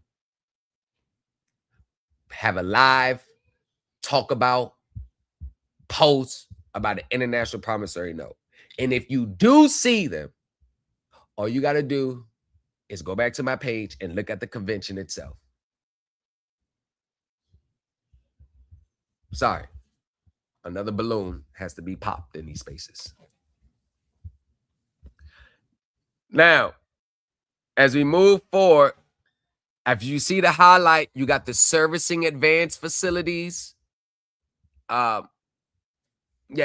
So now this is one of the major ones here. I think we'll be able to get through them all. I think, oh, this is so good. Actually, let's get here. I'm going to do this one first. So once again, remember, their exhibits, LoanDepot's exhibits are now our exhibits. I told you, that's a practice that I use. I take their exhibits and their evidence and use that as evidence against them. Now, defendant's exhibit L, or I think it's L. Plaintiff's certification of possession of original promissory note in the note description. Plaintiff's certification filed with the complaint that the original note was in possession of plaintiff's attorney at their St. Petersburg's office on September 5th, 2024.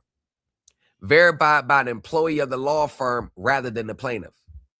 The certification does not state when plaintiff acquired the note, from whom it was received, or whether it was released from a document custodian or in what capacity plaintiff holds it. The note bears a blank endorsement without recourse executed for plaintiff by an investor delivery manager. What's the source? Their verified complaint to foreclose. Told you. And this is their, I told you, we're going to use their evidence in a mortgage case, regardless of you defendant or, oh, I love plaintiff in current, because now we just throw the whole house at them until you respond to you. See, they don't like, they respond to us, but in reality, they're responding to themselves. They got to respond to their own admission. They got to respond to everything that they say they do. They got to respond to their own words. Oh, you're not responding against us. You're responding against you. So they filed this certification of possession of original promissory note. The undersigned hereby certifies that plaintiff is in possession of the original promissory note upon which this action is brought. The location of the original promissory note is 12425 28th Street, North Suite, St. Petersburg. The name and title of the person given the certification is Tara Lavertu, original document processor for plaintiff's attorneys. The name of the person who personally verifies such possession is Tara Lavertu. The time and date in which possession was verified was September 5th. Correct copies of the note, and if applicable, all endorsements, transfers, allonges, or assignments of the note are attached to this certification.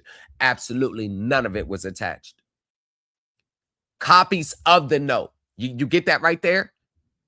Copies of the note.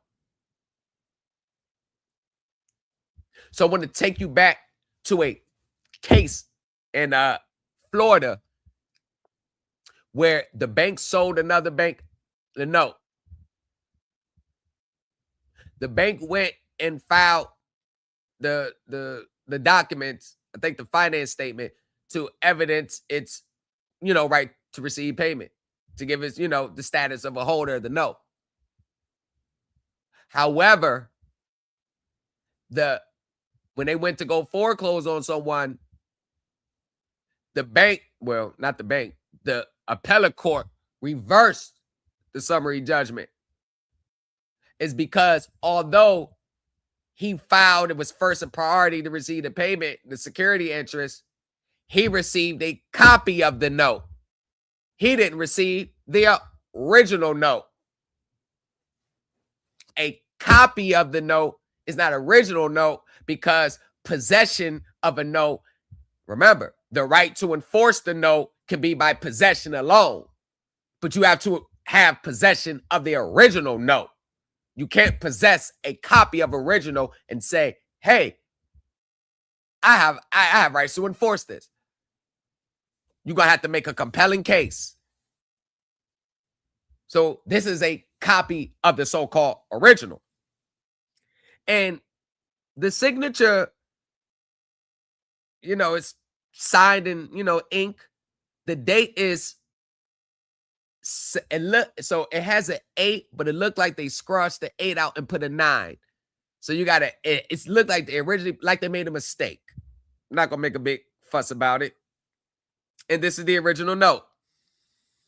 Now, with all those payments and advances, I just want to examine this note to see if anything that we read from their own admissions is placed on this note to give them any justification for charging all these advance fees, corporate advance fees, miscellaneous expense disbursements, and these advance fees and fees that has nothing to do with traditional lending. I just want to see if it's on the note. Remember, consumer side. Now you see how I'm using the corporate finance side to make the consumer claim stronger. Think about it. Your Honor, they said these advance fees, corporate finance fees, these disbursement fees that they admitted that they charged back to the borrower.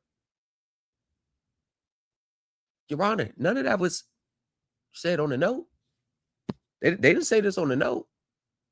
They said this would be charged back to the borrower based on their servicing contract, not based on the note or the deed of trust. But how would you bring that argument up? Oh, the corporate finance world. So we use the corporate finance world to support the consumer claims. I will make my monthly payments. The borrower's right to prepay. I have the right to make payments of principal interest anytime for they do. I would tell the note holder that I'm doing so. I don't see nothing. If the law which applies to this loan, which sets maximum loan charges, is finally interpreted so that the interest of other loan charges collected or to be collected in connection with this loan exceed permitted limits, that any such loan charge shall be reduced by the amounts necessary to reduce the charge to the permitted limit. Why would you need that there if the law says that the law? Why would you just have the right? Any sums already collected from me which exceeds permitted limits will be refunded to me. Well, I'm glad you put that there, because I have plethora evidence against you that showed that you collected amounts that's not permitted under Florida statutes. Huh?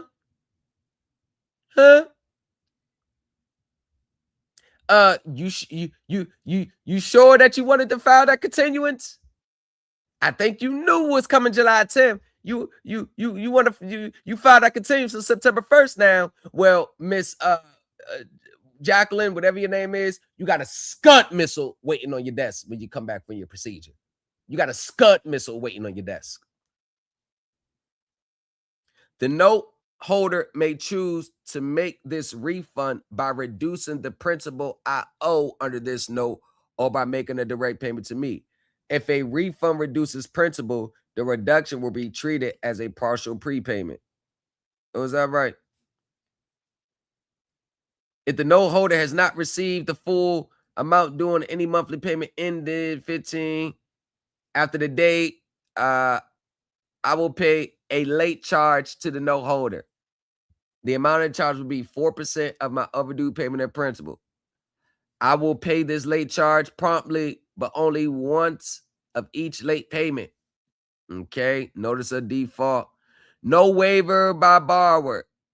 I'm in default. The note holder does not require me to immediately pay in full. Payment of note holder costs and expenses.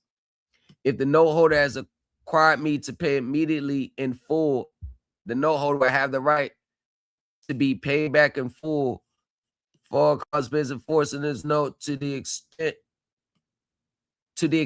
not prohibited by applicable law. Those expenses include, example, reasonable attorney fees. Hold on. Those expenses include attorney's fees. That's a reasonable expense in the court. That's a reasonable expense. But what about this expense? Miscellaneous default expense. What about the escort advance? What about the property preservation corporate advance? What about the miscellaneous corporate advance? What about the mortgage insurance disbursements? What about mortgage flood insurance disbursements where there wasn't even a goddamn flood? What about the mortgage interest distribution? What about the funds applicable? What about all these other things that has nothing to do with the use of forbearance of money? What about all those corporate advances? Remember, the corporate advances, you couldn't explain it at 2 hearings. Maybe you should be able to explain it at this hearing. Now, let's see. Uniform, if the lender expects 30 days. So then you have here. Pay to the order of, without the recourse, LoanDepot, Jessica Hinton, Investor Delivery Manager. Well, this looks like an endorsement going outward. And you already admitted that you securitized these loans to Ginnie Mae. It's in the Ginnie Mae Trust, investor number G13. And Ginnie Mae and them has their own requirements and regulations and guidelines to use, and when you have to repurchase a defaulted loan. So it's already in the trust, and they already got their guidelines to get the original authoritative copy of the original note back out the trust so you can file with the court to prove that you are in possession of the note, that you are entitled to enforce the note, because there's a certain guidelines and certain standards that you got to use right now. You can't just pop up with it because you're presenting to the courts that you're in possession of the note. And anyone can enforce a note by mere possession. But if you didn't obtain lawful possession of the note, because now you got a set of rules that you got to go by to get it. So let's talk about that. Oh no, this one right here. Nope. Okay, so this is all right. This is the one right here. So where's it at? I think it's this right here. Ginnie Mae custody Single pools, excerpt, description, excerpts establishing that for a loan pool with a Ginnie Mae MBS, the original note must be endorsed in blank and without recourse by the pool and issuer and delivered to and held by an approved document custodian. Right there in your certification of possession, where was all that information at saying that you did that? Where's that information at? You missing that? Where are that at? Where that at? That a lost note affidavit or lost instrument bond may not substitute for a pooled note. See, it's all pulled together. So there's certain documents that you got to file and form to have it taken out the pool so you can assert that you are now the possession. And did you repurchase it? Because now we get into the corporate finance side. Where's all that at? Where's evidence that you acquired legal ownership of the note? See, you're running yourself into a pickle. See, remember, we're not just the consumer side. The consumer side is going to be elevated by the corporate finance side, but we stick it to the corporate finance side right now. Now, let's go to the highlighted part. In accordance with conditions of the master custodian agreement, HUD form 11715 and certification required on the scheduled pool of mortgages. And the guide issuer must deliver the document set forth to the document custodian at the premises located on the form. At discretion of the document custodian and the issuer, documents may be delivered incrementally after. It is the document custodian's responsibility to ascertain that the documents relate to the loans listed on the related HUD form. Measure the document custodian must indicate and attest to Ginnie Mae that those loans do not meet certain requirements. The document custodian must be able to provide evidence of such authorization upon the request of Ginnie Mae. And all the highlighted parts, the HUD form determines whether to provide initial certification or reject the pool.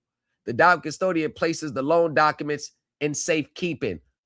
Completing of the initial certification, the document custodian prints out a copy of the form and places it in the pool master file. The form places in the master file must reflect the wet ink signature of the employee of the document custodian who authorized Ginnie net submissions. Boy, if the documents are in order, the document custodian makes the initial certification on the back of the form. If the form consists of more than one page, the original signature may only be affixed to the last page. The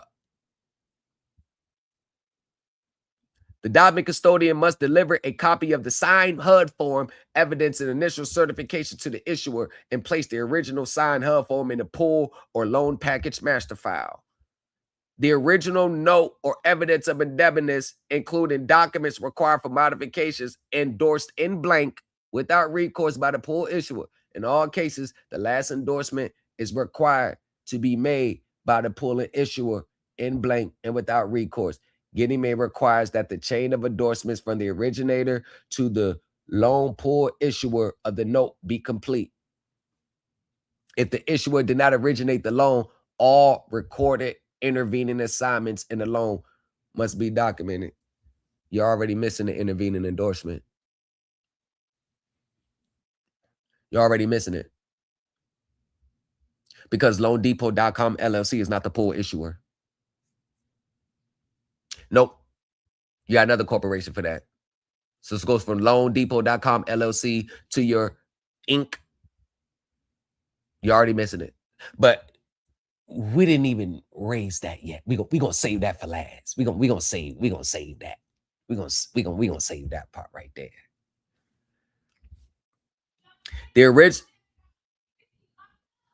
original consolidated note endorsed in blank. Original consolidated note. Remember I told you when there's more, like prime example, give an example. You got Credit Acceptance Corporation, you got Credit Acceptance Funded LLC, you got Credit Acceptance Automobiles Receivables Trust. When it goes on the balance sheet, they're all consolidated on the balance sheets as operating activities, financing activities, investing activities. So there can never be no actual real derecognition. There can never be no actual real sale because you're all consolidated on the balance sheet. So now that you're consolidated on the balance sheet, that means there's a two-step entity in the securitization process. Remember, it's a step up. It's a step-up transaction. The first step is here. The second step there. The third step's there. The chain of assignment's already broken. That's already an ace in the hole. You've already broke the chain of assignment right then and there. So actually, the Ginnie Mae investors, they never they're now been reduced to unsecured lenders because there's a break in the chain of assignment, and the chain of assignment cannot be broke in order for them to having rights to enforce. So now that the chain of assignment is broke and the investors are reduced to unsecured lenders, let's go back and talk about these numbers. Yeah. You see what we just did, but Judge, hold on. We'll get back to that in a second. You want to explain these numbers that you say they owe? Want to go back and explain these numbers? Mm-hmm.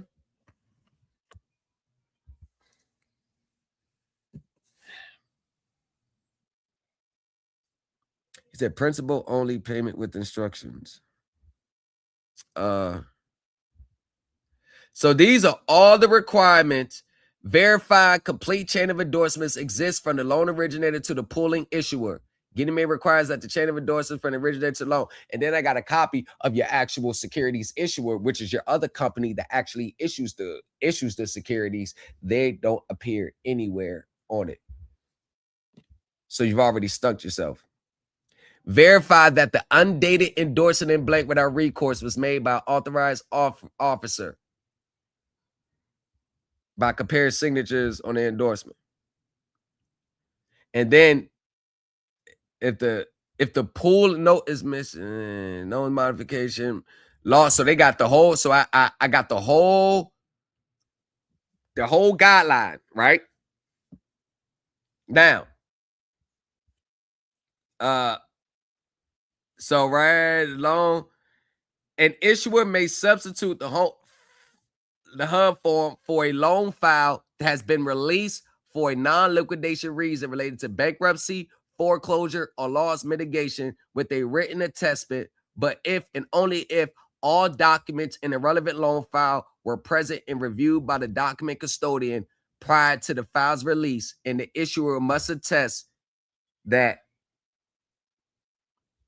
be prepared on the issuer's letterhead, including the reasons why the file has been requested for release and why the files cannot be returned to the custodian, bankruptcy, foreclosure. So you're already missing that from your certification.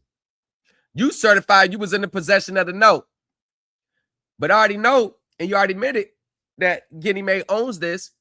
So the question is, why do you have the note without filing all the required documents that's needed to certify that it got taken back out the pool? You thought this was sufficient? I told you the same evidence that you're going to use, I'm going to use that evidence against you. Now we call that a throuple. Plaintiff's no disclosure describes that it originates loans for sale, sells a substantial majority of the loans into the secondary market, and thereafter acts as servicer on behalf of the investors or owners of the loans. And then this is there highlighted. Our servicing consists of collecting loan payments, remitting principal and interest payments to investors, managing escrow funds for the payment of mortgage-related expenses such as taxes and insurance, performing loss mitigation activities on behalf of investors, and otherwise administering the mortgage loan service and portfolio in compliance with state and federal regulations. In December 30, 2022 and 2021, we retained servicing rights of 65% of and 87% of loans sold, respectively. We service loans on behalf of investors or owners of the underlying mortgages. And because we do not generally hold loans for investment purposes, our loss exposures is limited to investor guidelines regarding the servicing of delinquent loans.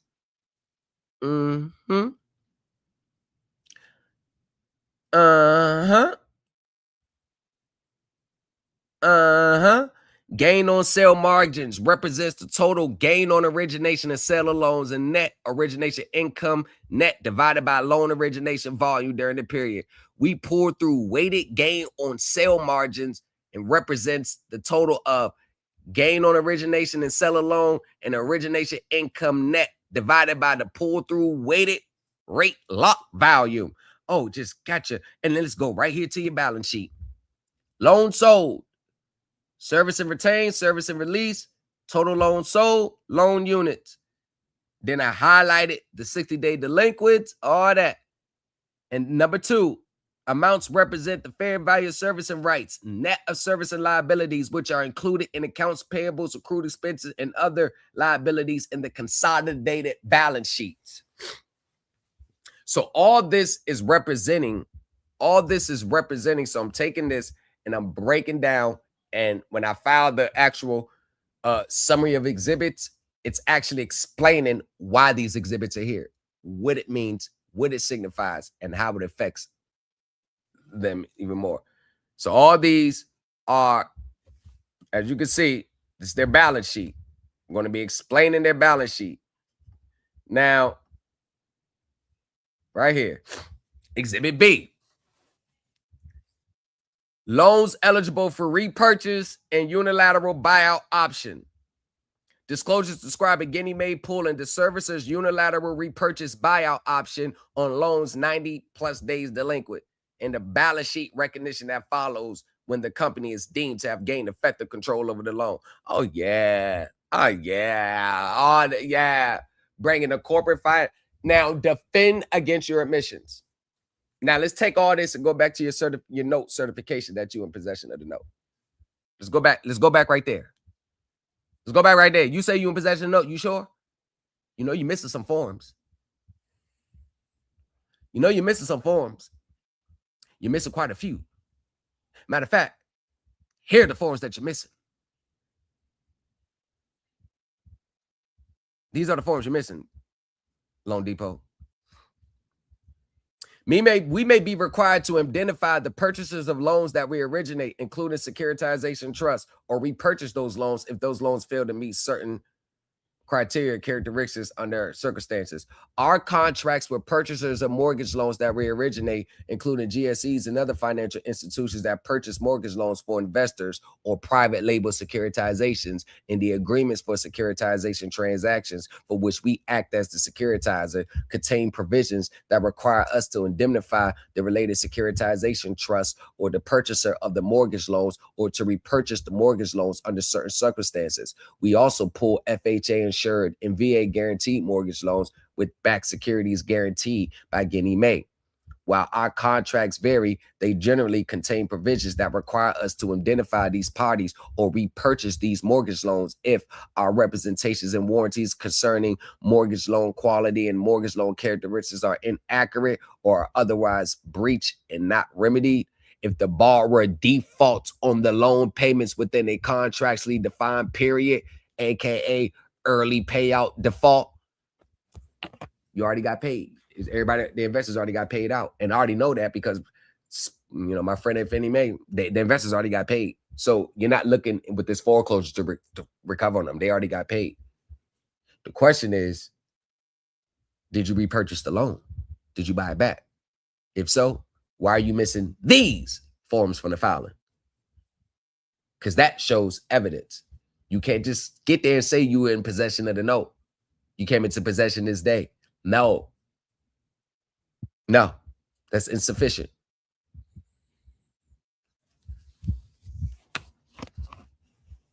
Not to mention, you can't even substantiate the numbers anyway. But that's just more of a by the way. And this right here is just all the highlighted parts here. It's just more scalping. The owners of the mortgage loans, including securitization trusts for which you have retained service rights, may, under certain circumstances, terminate our rights to service the mortgage. Right. After it could be, these are their risk factors. All the rest of this page is one big scalpel, one big scalp fest. And then I think it's the last one I have right here.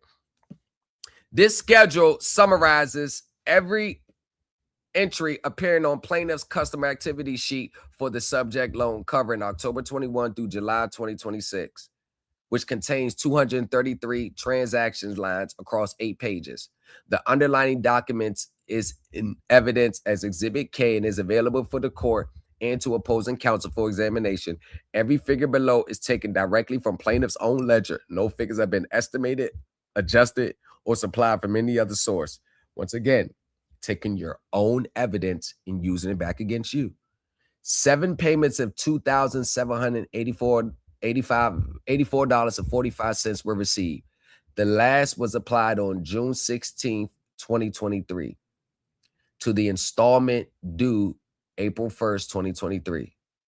Plaintiff's records reflect the loan as of May 1st, 2023 and show no payment applied since. So on 9/22/2022, they made a payment of $2,784.45. $1,628.30 went to interest. $310 went to principal. $846 to escrow. There you go. Direct evidence. Same thing, right? With the separate principal curtailment of $116 posted on September 22nd, 2022, the total principal reduction is $2,323.56, which reconciles exactly to the difference between the loan setup amount, $319,014, and the stated principal balance, $316,690.47. The interest amounts correspond to a conventional accrual at the note rate of 6.125% on the declining balance. Principal and interest reconcile. Defendants raise no issues with them. Oh yeah, sir, I'm a numbers guy. I take their numbers. I look at the corporate, the secondary market, the rates and the market rates, and I point out the difference between the interest that they're charging you and the interest they got to pay. And then when they add the amortization cost basis to it, that's what jacks your finance charge up. It looks like everything is good on the surface in the mortgage because they make sure the interest rate is about 6%, whatever the state law is. But what they're not doing is they are slapping you up and down that 30-year mortgage with the effective interest rate. So a 6.125% mortgage can easily jump to 6.3.7%. Tens of thousands of dollars in excess interest that they're collecting, not because it's part of the traditional lending, it's because you're financing their corporate finance obligations and everything that we talked about here. So they slap those numbers, I call it the hidden figures. They slap the hidden figures in between the stated principal, in between the effective interest rate, and they slap it and they spread it across so you don't see it's there. But I break every number down, and I've been breaking these hundreds and hundreds of these I broke down. The numbers never add up. Schedule 2, escrow. Y'all, this is what I put together for the file of the exhibits. Very professional, very technical, very detailed, very to the point. Escrow advance amount per plaintiff's exhibits, $24,753.98. Pro rata MIP PMI amount per plaintiff's exhibit 5, $424.24. Combined, $25,178.22. Escrow balance per plaintiff's customer activity statement, July 6, 2026. $25,178.22. The escrow figures reconcile. The advance of November 10, 2023, $3,252.79 against a tax disbursement of $3,562.12 is likewise explained by the $309.33% escrow balance then on hand, as plaintiff account history shows. Defendants raised no issue with escrow.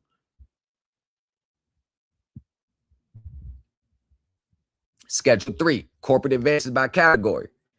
Plaintiff's customer activity statement, Exhibit K, describes 118 charges only as corporate advance disbursement.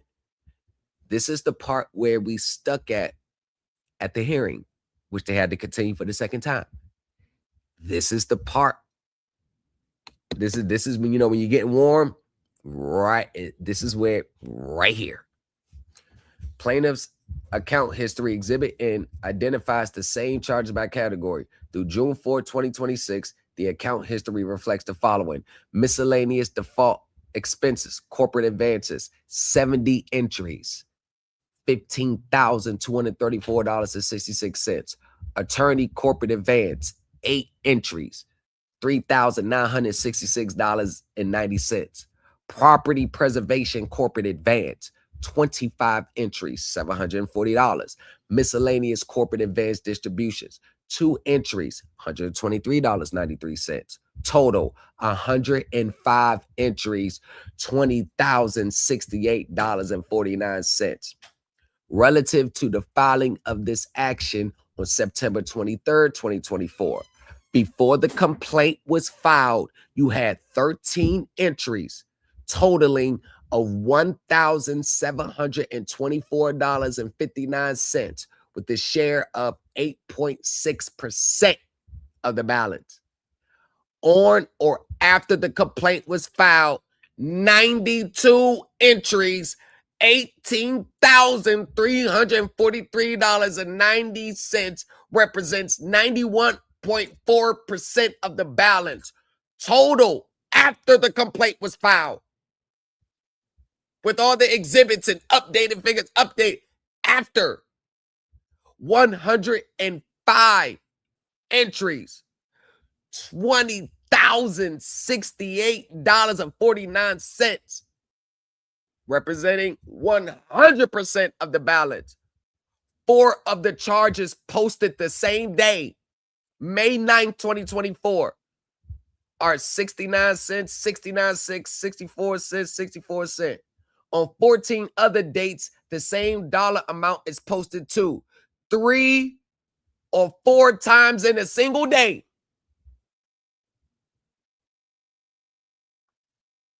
After the complaint was filed. I'm a numbers guy. You're dealing with a person that knows how to legally cook the books. So you don't think I know when the books are being cooked?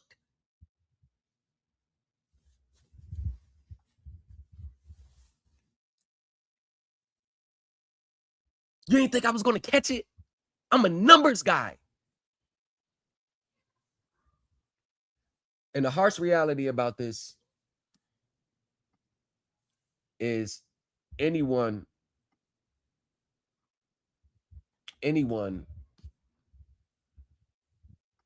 everybody's going to look like this once I run the numbers. This is the harsh reality of this system.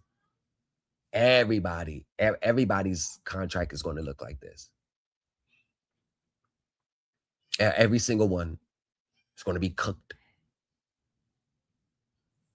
Whether you're current or in default, the numbers are not correct. They are inaccurate. Schedule 4.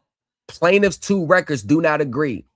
For the identical period, plaintiff's account history reflects $20,068.49 in corporate advances, while plaintiff's customer activity statement, the document furnished to the borrowers, reflects $19,078.90. The following 9 charges appear on the account history and do not appear anywhere else on the customer statement. December 1st, 2023. Miscellaneous corporate advances, $111.93. December 1st, 2023. Miscellaneous corporate advances, $15. March 14, 2024. Property preservation corporate advances, $20. May 9th, 4 entries, 69 cents, 69 cents, 64 cents, 64 cents. November 26, 2025. Miscellaneous default expenses corporate advances, $30. February 2nd, 2026, miscellaneous default corporate advance, $810, $989.59. Schedule 5, reconciliation to plaintiff's demand. Corporate advances per plaintiff's account history, June through June 4th, $20,068.49. A recorded corporate advance balance per plaintiff's exhibit 5 of June 11, 2026. $18,350.40. The unreconciled difference The amount that they can't explain, the amount that these little differences right here is keeping them in their home because they can't explain it. $1,718.09 of unexplained money. But you asserted it. They never expected us to break every dollar and sit down to say, you're off $1,718.09. Where did you get this balance from? Literally, that's what we're doing during the trial. I'm sitting there while she's talking. I'm running the numbers. I said, nah, it's off like 4,000 or 5,000. They're still off. She was like, oh yeah, hold on, I see it too. They're off too. The court reporter was like, I got a different number. The court reporter got a different number. My client, she got a different number, and I got a different number. I'm like, what the hell is going on? Throw the script out the window. We found it right here. We stick them right here. We not moving off this position right here. Throw the rest of, put the rest of the script to the side. We gonna freestyle this. Right here. So we're gonna stay right here. Plaintiff's judgment worksheet claims a smaller advance balance than its own ledger. If the difference represents charges plaintiffs determined were not recoverable for the borrowers, plaintiff has not identified which charges those are on what basis the remaining $18,353.40 is recoverable under the note. The mortgage or applicable Department of Housing and Urban Development requirements. HUD requires this. Schedule 6, attorney advances within the advance balance. 8 charges categorized on plaintiff's account history as attorney corporate advances, totaling $3,966.90 are carried inside the corporate advance. You see, you got the attorney. The judge said, I usually think that the attorney's advance are with the corporate advance. But you got the attorney's advance, but that's carried inside the corporate advance. The attorney's advance, we get that. But you got it buried it. I'm telling you, if you don't understand numbers, they're going to get away with it. They messing with the wrong way. I am a numbers guy. That's all I do is numbers. I live, slip, and shit numbers. That's all that be floating in my head is numbers.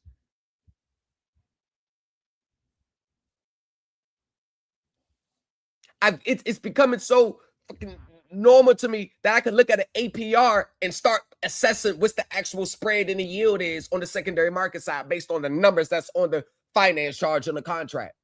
I can start calculating. This looks like about 6.2.3, 6.4% spread on the secondary market. Looks like they smacked them about 15% spread, the difference. And then when I run the numbers, it's like 3-4% off. I was in the ballpark. 8 charges, September 24, 2024, $325,000. October 3rd of the same year, $1975. October 3rd, same day, $50. Same day, $7. Same day, $5. November 4th, $629. July 29, 2025, $850. August 4th, $125. Total, $3,966.90. 7 of the 8 post-date the filing of this action. Plaintiff separately seeks an award for attorney's fees in paragraph 11 and in the prayer relief of his complaint, but it's already built here.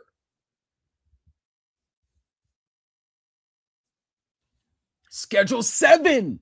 Oh, you think I'm done? Hey, Jesse, send me them numbers. Johnny, send me them numbers. Send me them numbers. Let me look at them numbers. I need the numbers. I'll reconstruct their whole, I will re-put them back together. Late charges, May 16, 2024, $77.53. June 17, same year, $77.53. July 16, $77.53. August 16, $77.53. 4 late charges were assessed between May and August 2024 against the installment due of May 1st, 2023. 12 to 16 months after that installment came due, and no others before or since. You charge 4 different late charges for the same date. The mortgage was due on 4 different dates. You did not think I was going to. I'm a numbers guy. All I do is numbers. On 4 different dates, you charge a late charge for the same goddamn installment period. Plaintiff's payoff demand. Opponent per plaintiff's exhibit 5. I'm taking their own numbers because their numbers is the consumer numbers. These numbers is the corporate finance numbers. I take their numbers and present the real numbers.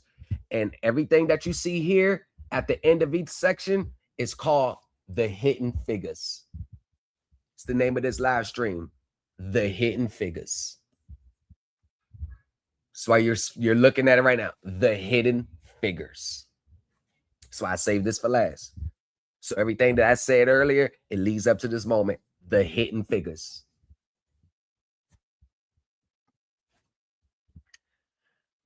The total principal balance, $316,690.47. Total interest amount, $61,956.15. Prorated MIP PMI amount, $424.24. The escrow advance amount, $24,753.98. Total fees amount, $31.50. Total accumulated late charge payment amount, $310.12. Recorded corporate advance balance, $18,350.40. Total amount to pay off, $422,516.86. This is the next amount, right? These components added to the stated total and the per diem of $53.14 corresponds to the note rate on the stated principal balance.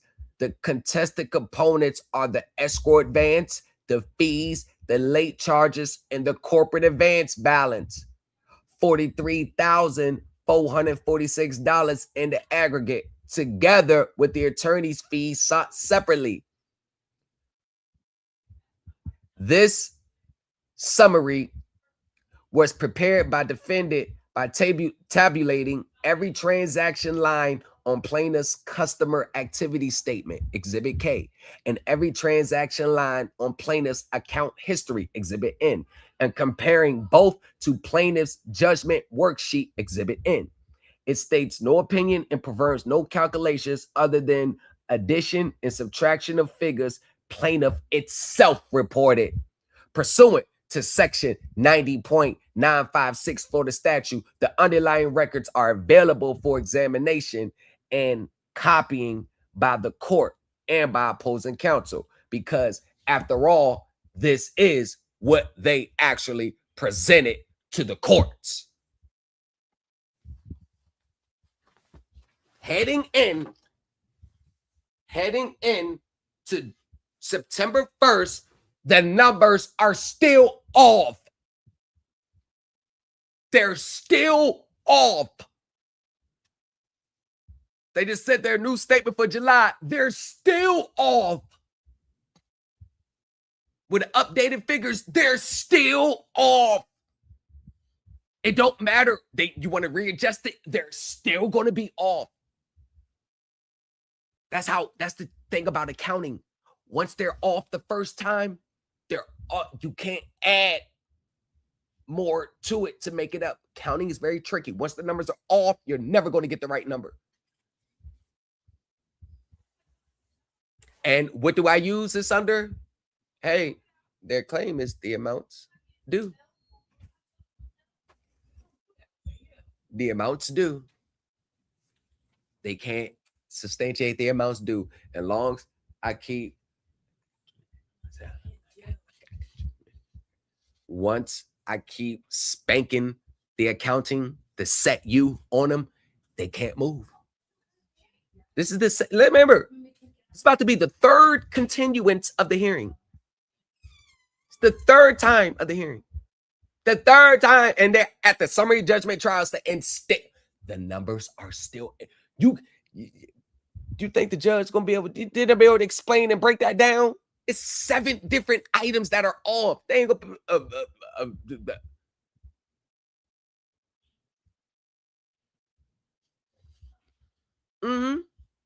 about to be filed this week.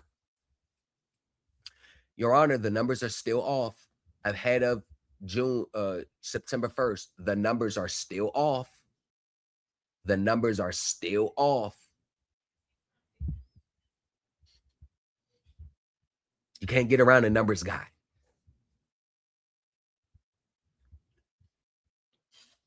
Can't get around a numbers guy. I will dissect every penny.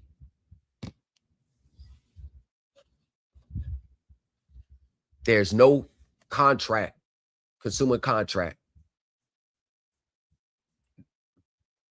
that's been securitized where the numbers are always going to can't be. It's impossible. There's no contract that I've seen where the numbers were all 100% straight. They're always off. And that falls right to accurate amounts assumed. Well, once again, this has been another scalping. And we will see where this led. See where it goes. Since it's all inspired by the Supreme Elite Team University, I think it's only fitting to end with the Supreme Elite Team anthem. One gone, and let the accounting be with you. They studying the source now. Supreme Elite. New Empire talk. Came on reading numbers. They were reading memes. He was reading filings, planning out the dream. Turn every late fee in the case law heat. Judge bang gavel, he don't skip a beat. They like how you flip stress into assets. How you turn a loss in the last check. Thomas took notes, broke codes, then he proved it. Now the classroom global and the language fluid. Thomas is the blueprint. Write that in the sky, let the crew print. From the courtroom smoke to the new man. He designed the way we move our 2 cents. Thomas is the blueprint. Supreme Elite Team, that's the school stamp. From the first lay bill to the full camp. New culture empire, watch the flag plan. Supreme Elite Team University. Turn the credit score into currency. Turn the closed door to a first key. Turn the side job to a legacy. He beat odds, then he beat litigation. Now we teach law like a new translation. From confusion into consultation. From survival into foundation. They log in, lights on in their eyes now. Section this, call that. They reply now. He like, know your rights, then apply now. God, that's the real drip. Let it dry now. Thomas is the blueprint. Write that in the sky, let the crew print. From the courtroom smoke to the new man. He designed the way we move our 2 cents. Thomas is the blueprint. Supreme Elite Team, that's the school stamp. Wave it. From the first lay bill to the full camp. New culture empire, watch the flag plan. From the bench to the block, he reversed that. Put the power in the pen, yeah, he birthed that. Every mind that he frees, that's a verse that. Whole culture on the rise, you can search that. Hey. Thomas is the blueprint. Write that in the sky, let the blueprint. From the courtroom smoke to the new man. He designed the way we move our 2 cents. Thomas is the blueprint. Supreme Elite Team, that's the school stamp. From the first lay bill to the full camp. New culture empire, watch the flag plan.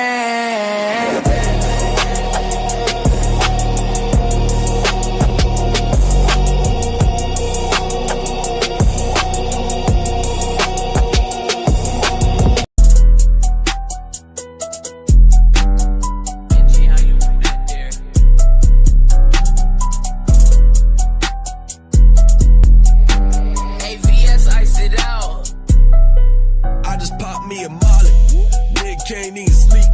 Her pussy all in my face. Nigga can't even eat. Got me clenching my jaws. Nigga can't even speak.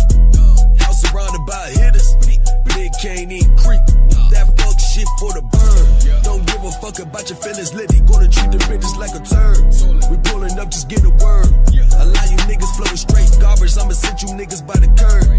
Fuck a charge in my lawyer, and he showing up and looking like a nerd. All speaking no English. Them niggas got the phone whips. Fuck boys and real niggas would never ever coexist. Just came home and got no paperwork. Never let a man on it lit. My bitch know I got good dick. Never talk about it with her friends. We gon' do this shit like a man. Walking down out the whips. You ask a lady for a favor. That ain't my language. Yeah, he talking French. Just turn the page on the chapter. Money pals with them after. So what the fuck is you saying, nigga? This shit don't even matter. Bitch know that I'm the man. Jumping in my DM, thinking nigga sweet, trying to work it with the scams. I was on the plane, shackled up with the lunch bag in my hand. Was on 23 and when he came by myself, hit me with them Zans. Oh man, if I'm not with my wife, then I'm with a bad bitch. All the monkeys in there try doing backflips. Diamonds icy, you can skate on them hat tricks. Dirty hoes, pussy smell like a catfish. Wish you was on my team like my last bitch. Fresh feelings down the toilet, my last shit. I ain't stopping till they dip in the casket. Still dripping, but it's slow like molasses. Pop me a Molly, nigga can't even sleep. A pussy all in my face, nigga can't even eat. Got me clenching my jaws, nigga can't even speak. House surrounded by hitters, nigga can't even creep. That fuck shit for the birds. Don't give a fuck about your feelings, Liddy. Gonna treat the bitches like a turd. We pulling up, just get a word. A lot you niggas flowing straight garbage. I'ma send you niggas by the curb. And fuck a charge in my lawyer, and he showing up and looking like a nerd. You want too much liquor, nigga can't even drive. Say on the deuce, I done dropped about 5. I done step in the beat with my 5. You gon' run up in your head when he fire. All I know real, I ain't telling no lie. Get shit grilled, I'm telling you, come try. Got your bitch in my crib, that shit on island. Baby, a man eat like feet 4, 5. So you gon' take my shit, I ain't one of them guys. Rap both my dogs, ain't one of them bite. Rap both my posts, ain't one of them strike. I got 2 more foes, but I ain't got no spray. Get behind a nigga, bitch like height. Swerving lane, slamming on your bitch like Mike. I ain't got shit to say, nigga, read me my right. Catch him in traffic, he sleeping. I just pop me a Molly, nigga can't even sleep. A pussy all in my face, nigga can't even eat. Got me clutching my jaws, nigga can't even speak. House surrounded by hitters, nigga can't even creep. That fuck shit for the birds. Don't give a fuck about your feelings, Lily. Gonna treat the bitches like a turd. We pulling up, just get a word. A lot you niggas flowing straight garbage. I'ma send you niggas by the curb. Fuck a charge in my lawyer, and he showing up and looking like a nerd.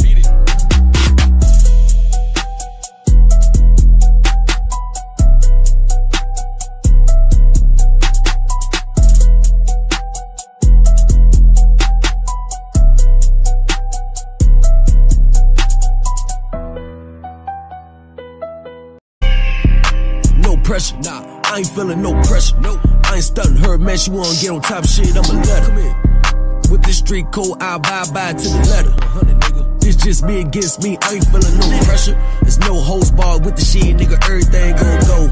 Hoes come to see me, I miss a heart and hustle up with the flow. I used to stand in the crowd, but now I'm the star of the show. My 10 in the field of play, I know you niggas looking down at my toes. I'm only smoking no pressure, I'm digging graves with the shovel. Just like Pac in my nigga bags, you should know Liddy be a rebel.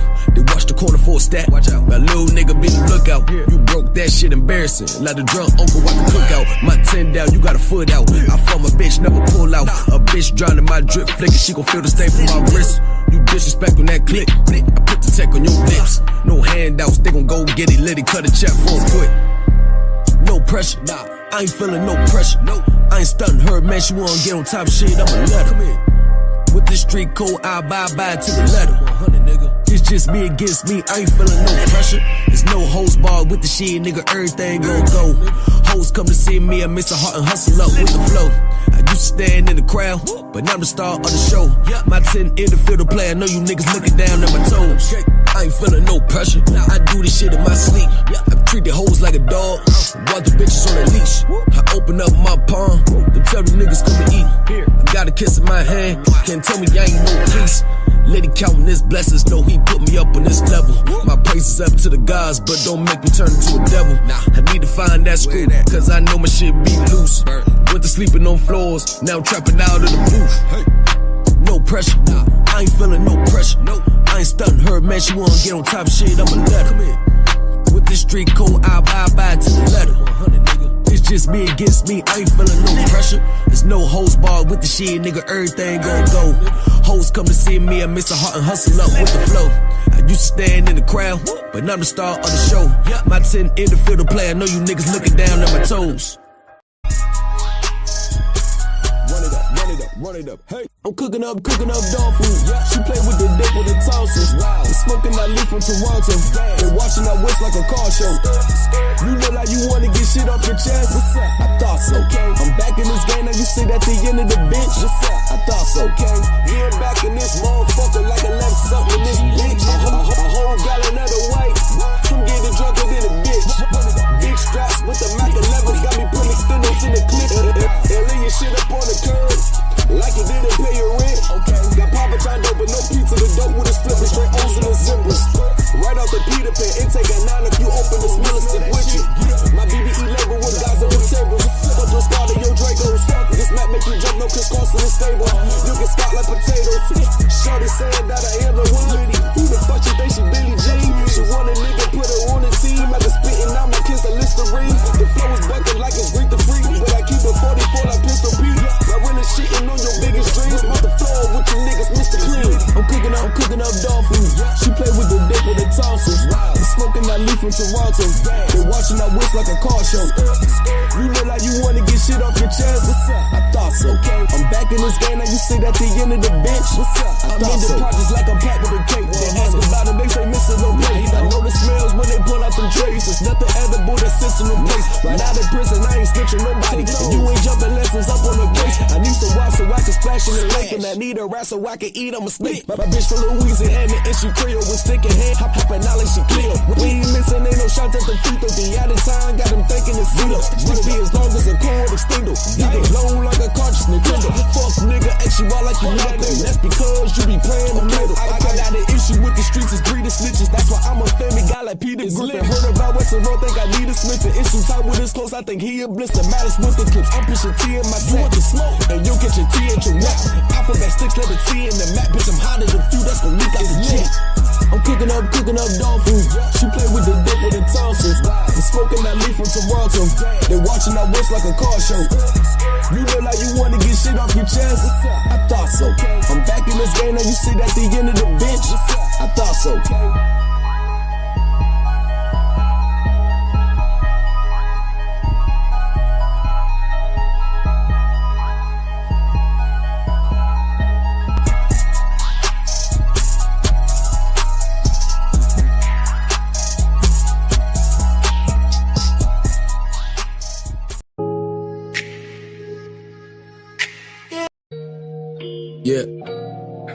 Yeah, I know what it is, nigga. You don't know, you should know by now. Like I said, nigga, I don't ain't here to make no fucking friends. We'll be buddy rappers with niggas. Man, this bitch should have money, nigga. That motherfucking money. That's the only thing I move. I don't give a fuck about nothing but that bag, nigga. And racks, nigga. And stacks, nigga. Any means necessary, nigga. By any means, nigga. That man about to drop me half a thing all right now, nigga. Nigga, I can't wait, nigga. Let's get it. He just wanna stack in the lead, nigga. Dead in the dish. Okay, I let you know. Them K's got a lot of them cutters, got legs in the end. Oh no, don't play with the votes. He whipping that pots and that nigga in love with them trays. Woo, like he fuck with the lopes. Every dollar that I'm touching, leave blood on my hands. Yup, and there's blood on the dope. Yeah, we ballin' these stacks that I jumped out the gym. Hey, rubber band stopped in the bands. I got stacks in my hands, it's in K on the strips. Hey, bitch got her face in my lap. Hey, I'm blowing it straight out the zip. Hey, they ain't no shaking these packs. Hey, and never a day able to say. Yeah. Dropping the brick in the shit, yeah. They got that lick on my wrist, yeah. We take the scale out the fish, yeah. Bitch, you can tell that we rich, yeah. I got these niggas on skates, but look at these niggas, they hate, yeah. They mad they bitches is rolling, yeah. And they bitches come with no brakes, yeah. And we gonna come at you straight with a drum and they can't make you run like you Drake, yeah. Diamonds are cold as a freezer, but big as the ice as I come on the tray, yeah. Hang from the neck, got it dripping, yeah. Follow the truck to the kitchen, yeah. They pull the rocks at the pot and they chopping the blocks, but they dope it, they sifting, yeah. They got a blended, they shifting, I'm fucking my bitch and her sister, yeah. Well, half of my knowledge and they splinted, yeah. They eating this dick up for dinner, yeah. Throwing them stacks on them strippers, yeah. Can only do that if you winning, yeah.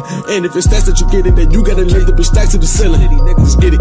He just wanna stack in the lead, nigga, dead in the dish. Okay, I let you know. Them K's got a lot of them cutters, got legs in the end. Oh no, don't play with the votes. He whipping that pots and that nigga in love with them trays. Woo, Woo, like fuck with the lopes. Every dollar that I'm touching, leave blood on my hands. Yep, and it's blood on the dope. Yeah, we ballin' these stacks that I jumped out the gym. Hey, rubber bands, not in the bands. I got stacks in my hands, it's in K on the strips. Hey, bitch got a face in my lap. Hey, I'm blowing it straight out the zip. Hey, there ain't no shaking these packs. Hey, and never a day able to sit. Hey, yeah, step out the whip and they look at my way, I just look at him. Put some bands on his book for my nigga that just threw the book at him. I'm tryna get me a quart on a plate, the devils just look at it. Hey, bro, niggas, but get out her face, your bitch tryna look at me. Trapping the best on the jeweler, the chopper too long, lead the ruler. I'm checking in time on a mule, and they should be landing in Cuba. 10 racks on the pack, cause we move with the put the 10 racks on your head and you shoot it. Then chopper like cycles is lighter than Michael and Booba Jackson with the Ruger. They come with a mask on like Jason and snatching your bricks, and they break down ace out the keys. They taking it all, won't leave you with nothing, not even an eighth for you to keep. Who said we walking, just look at the fleet. Ain't doing no talk or reach under the sea. Nigga, you stay like a bum in the heat. We can like chest is 100 a week. Yep. He just wanna stack in the lead, nigga, dead in the dish. Okay, I let you know. Them K's got a ladder, them cutters got legs in the end. Oh no, don't play with the folks. He whipping that pots and that nigga in love with them trays. Woo, like he fuck with the lopes. Every dollar that I'm touching, leave blood on my hands. Yep, and it's blood on the dope. Yeah, we ballin' these stacks that I jumped out the gym. Hey, rubber bands, not in the bands. I got stacks in my hands, it's in K on the strips. Hey, bitch got a face in my lap. Hey, I'm blowing it straight out the zip. Hey, there ain't no shaking these packs. Hey, and never a day able to sit. Hey. Yeah, you know what the fuck it is, niggas. G Liddy. Say these bitch stay the fuck out my way. Stay the fuck out my way. Yeah. Y'all know what I'm talking about, man. Son of the streets, your boy Young Lotto. It's Young Lotto. 2 down, DMV stand up. Y'all know what it is, Mr. 100 Gram. Get it. So if money talking, my talking round the clock. What you need, you cop it. The pills, them pounds, them rocks. A couple niggas ballin', cause they got a block. A royal flush will spot them, right around the top. So I'ma make it bounce back, so all you get is straight piff. She fucking niggas' pockets, now they need a rape kit. Money's my motivation, that's why they hate chicks. Mommy talking round the clock, nigga no breaks, bitch. We carry big weight, we will big pun the streets. Been about mine since I was in my dungarees. We blow a big tree the size of a jungle leaf. He think he big meat supplying with 100 piece. I'ma make it bounce back so all you get is straight pip. Triple B, no in between, so all the bitches can't miss. Have your daddy stuck right down that chimney like Saint Nick. To take your 2 cents and stick him in your anus. It's royal flush, nigga. I see your pantyhose. You bragging about one bra, bitch, nigga, I any hoes. I do not mingle, rotate them like hot singles. Just the sound of my money make they twat tingle. So if money talking, my talking round the clock. What you need, you cop it. The pills, them pounds, them rocks. A couple niggas ballin', cause they got a block. A royal flush and spot them, right around the top. So I'ma make it bounce back, so all you get is straight hit.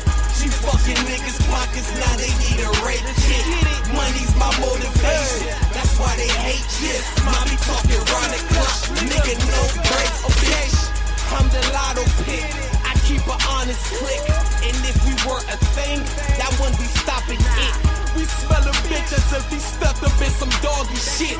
Shorty sniffs my money, that gives me doggy licks. It's absurd how the chain is chipped up off the bird. Oh, half the rims, half the panties taken off his girl. Fuck the ground, oh my niggas post smell the birds. They say talk is cheap, so I'ma wholesale my words. I'ma make it bounce back. Niggas getting straight pit, choking to his face blue. Force the nigga bank grip.